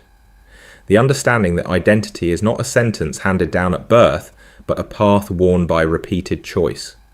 Jon chooses, again and again, to stay. To be a Stark, not by a king's decree, but by the work of every day. Sansa chooses, again and again, to let duty and love share the same room, to refuse the old lesson that a woman must trade one for the other. What if the most radical thing they do is simply refuse to leave home? Their marriage is not a song. It is a series of winters survived side by side. Something in Jon's chest moves the first time he hears Sansa contradict him in council and realises she is right. Years later, she will watch him come in from the yard, snow in his hair, and think not of childhood distance, but of the cost they have already paid together. He speaks of patrol routes and grain stores with the particular care of a man placing something fragile on a table, because he knows now that every choice is glass. So what finally is the answer to that opening question, the one that has followed us like a shadow? What if Jon Snow never joined the Night's Watch and married Sansa Stark? It is not a single victory or a single spared death. It is a different weather of the world, where winter still comes, hard and merciless, but finds a north that has learned, at last, to stand as one fire against the darkness. It lingers. This version of the north we have walked through.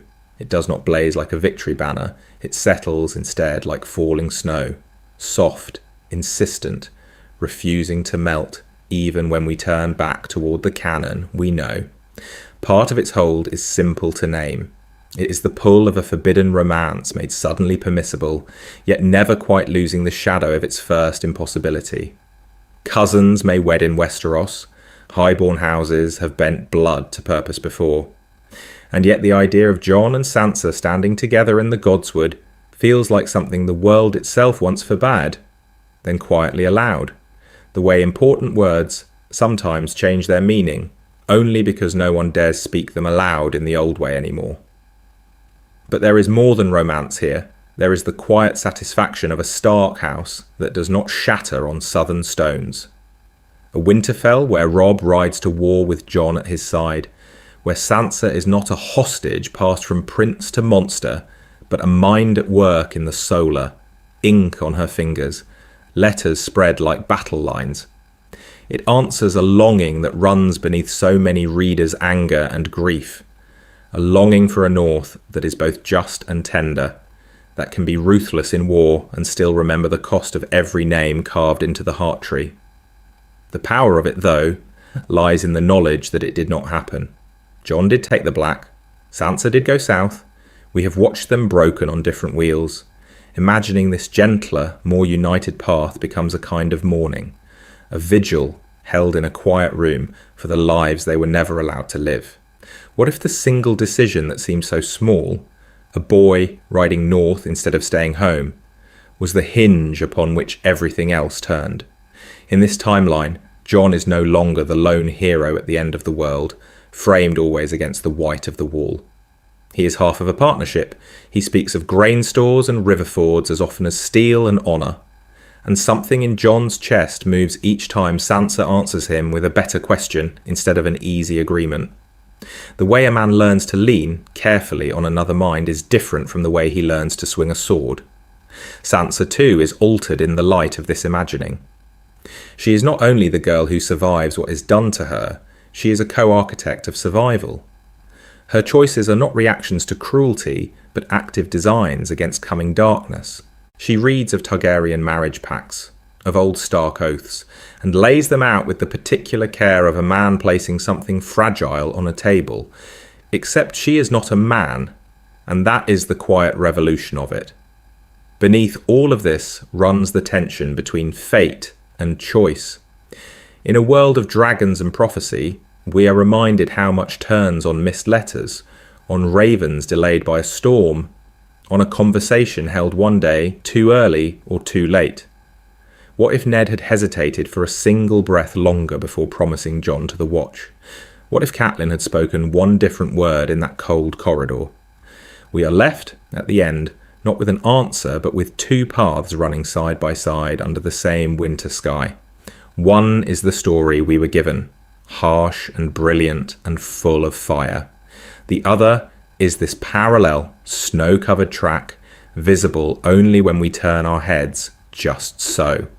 The invitation is not to choose between them, but to let this Jon and this Sansa live in that shared forest of possibility, a quiet, haunting echo we can return to whenever the cost of the cannon feels too sharp to touch.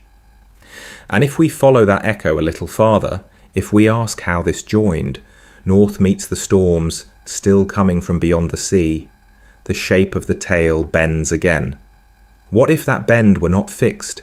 What if the next turn in the snow were not mine to choose at all, but yours, set down the way a man might set a single candle in a darkened room and watch how the shadows change? If you held the quill in this world, if the quiet of Winterfell's halls belonged to your hand, which small moment would you touch first? Not the great battles, not the crowns. A single choice. Robb pausing one heartbeat longer before he breaks his marriage pact. Arya missing that cart out of the city and never leaving Winterfell at all. Bran looking into the darkness beyond the broken tower and just once refusing the three-eyed raven when the voice calls. What new snowbound timeline unfolds from that almost invisible shift? You have seen what it means when Jon does not ride for the wall, when Sansa does not ride south in a pretty blue cloak. But perhaps, under your ink, Jon and Sansa remain as we have drawn them, and something else gives way instead. Would you keep them together in this hard-won northern peace, and spare Ned at the last moment, letting him bend but not break before the Lannisters fire? Or would you let the Red Wedding fall exactly as it did, but change its aftermath? Have Jon and Sansa pull the scattered north back together with the particular care of a man placing something fragile on a table? Or perhaps your understanding of them asks for a harsher cost. Perhaps Jon's path still bends toward Daenerys, a dragon queen out of distant storms, while Sansa remains in Winterfell as the North's lone Stark ruler, learning the way important words sound when spoken from a high seat with no husband beside her. In that telling, does their quiet bond thin to a memory, or does it become the shadow beneath every counsel, every raven, every hard choice made in winter? Which version of Jon and Sansa feels truest to you when you close your eyes for a moment and listen? Is it the canon pair, scarred and separate, each carrying their own solitude like armour? Or is it this alternate marriage, bound by snow and duty, moving through the same rooms together, never entirely free of the knowledge of what might have been? Your answer matters, because the way you see them is the way you read the whole story's heart. Think of the comments below as a kind of shared godswood, a circle of carved faces looking on in silence, while different visions of the same few Starks take root. One watcher imagines Arya at Sansa's side, another keeps Bran on the ground, another lets Ned live and pays for it elsewhere. All these tellings can stand in the same cold air, each speaking a slightly different truth about love, loyalty, and survival. So if you have a what if of your own, set it down there. He does not need to be perfect. She does not need to be safe. There is no right or wrong in it, only the old northern habit of turning a story over beside the fire, again and again, until new shapes appear in the grain. That is how these characters stay alive in the end, by being retold, reimagined, and gently argued over in the long night between one version of winter and the next. So we come back at the end to where we began. The courtyard at Winterfell is white with fresh snow, the kind that softens every edge and swallows every sound until the whole world feels like a held breath. Jon stands where he has always stood in that first image, bareheaded in the cold, the flakes catching in his hair, the wall somewhere in his thoughts. Only now, over that familiar shape, other shapes lie like translucent shadows. The unsent raven on a table in Ned's solar, the unspoken word that might have carried him north and away. He does not know, in this version, how close he came to that other life. He only knows the weight of the sword at his hip, the feel of stone under his boots, the way a man rooted in one place begins to understand that his duty is not an escape, but a circle closing around him. Somewhere behind him, in a quiet room, there are godswood vows spoken under red leaves, a wedding cloak settled on Sansa's shoulders, with the particular care of a man placing something fragile on a table. In the present tense of this alternate winter, they walk the battlements together. The wind is sharp, the sky low, the torches along the wall burning with small, stubborn fire. Jon speaks of patrol routes and grain stores. Sansa answers with names of minor houses, old grievances, the delicate work of keeping men loyal when the nights grow longer. Something in Jon's chest moves when she says, "we without thinking," the way important words sometimes slip free before a mind has caught up to them. They are lord and lady here, in this strand of reality, their breath mingling in the cold as they look out over fields that, in another telling, have already known dragon fire and the dead. They do not remember the selves that froze on the wall, or burned in the godswood, or bled in southern darkness. Those versions of them belong to another story, another cost. Here the shadows fall in different places. What is a story, if not a map of choices that might have gone another way? What if one letter is never written, one command is never given, one boy is never sent riding toward the wall at all? For every path we follow through Westeros, a dozen others vanish into the snow, leaving only faint tracks at the edge of our understanding, like half-seen footprints along the godswood pool. When this telling ends, we go back to the canon we know. Jon takes the black, Sansa goes south. The long night between them is filled with other names, other vows, but the echo of this quiet northern marriage does not quite fade. It lingers at the margins of familiar scenes. In the way Jon looks at Winterfell's walls, in the way Sansa squares her shoulders in any crowded room, as if she has once before held the north between her hands and is remembering the weight. The snow continues to fall over Winterfell, over all its possible histories, softening banners and graves alike. Somewhere in that white silence, in a version of the world we can almost see, Jon and Sansa stand together on the wall, two figures sharing the same cold breath, holding the north between them like a fragile, flickering flame. If you carry them with you when you return to the story as it was written, if you let this other winter sit beside the old one, then the circle is closed. And the next time you see the snow fall on Winterfell, you will know how many different lives are buried in its silence.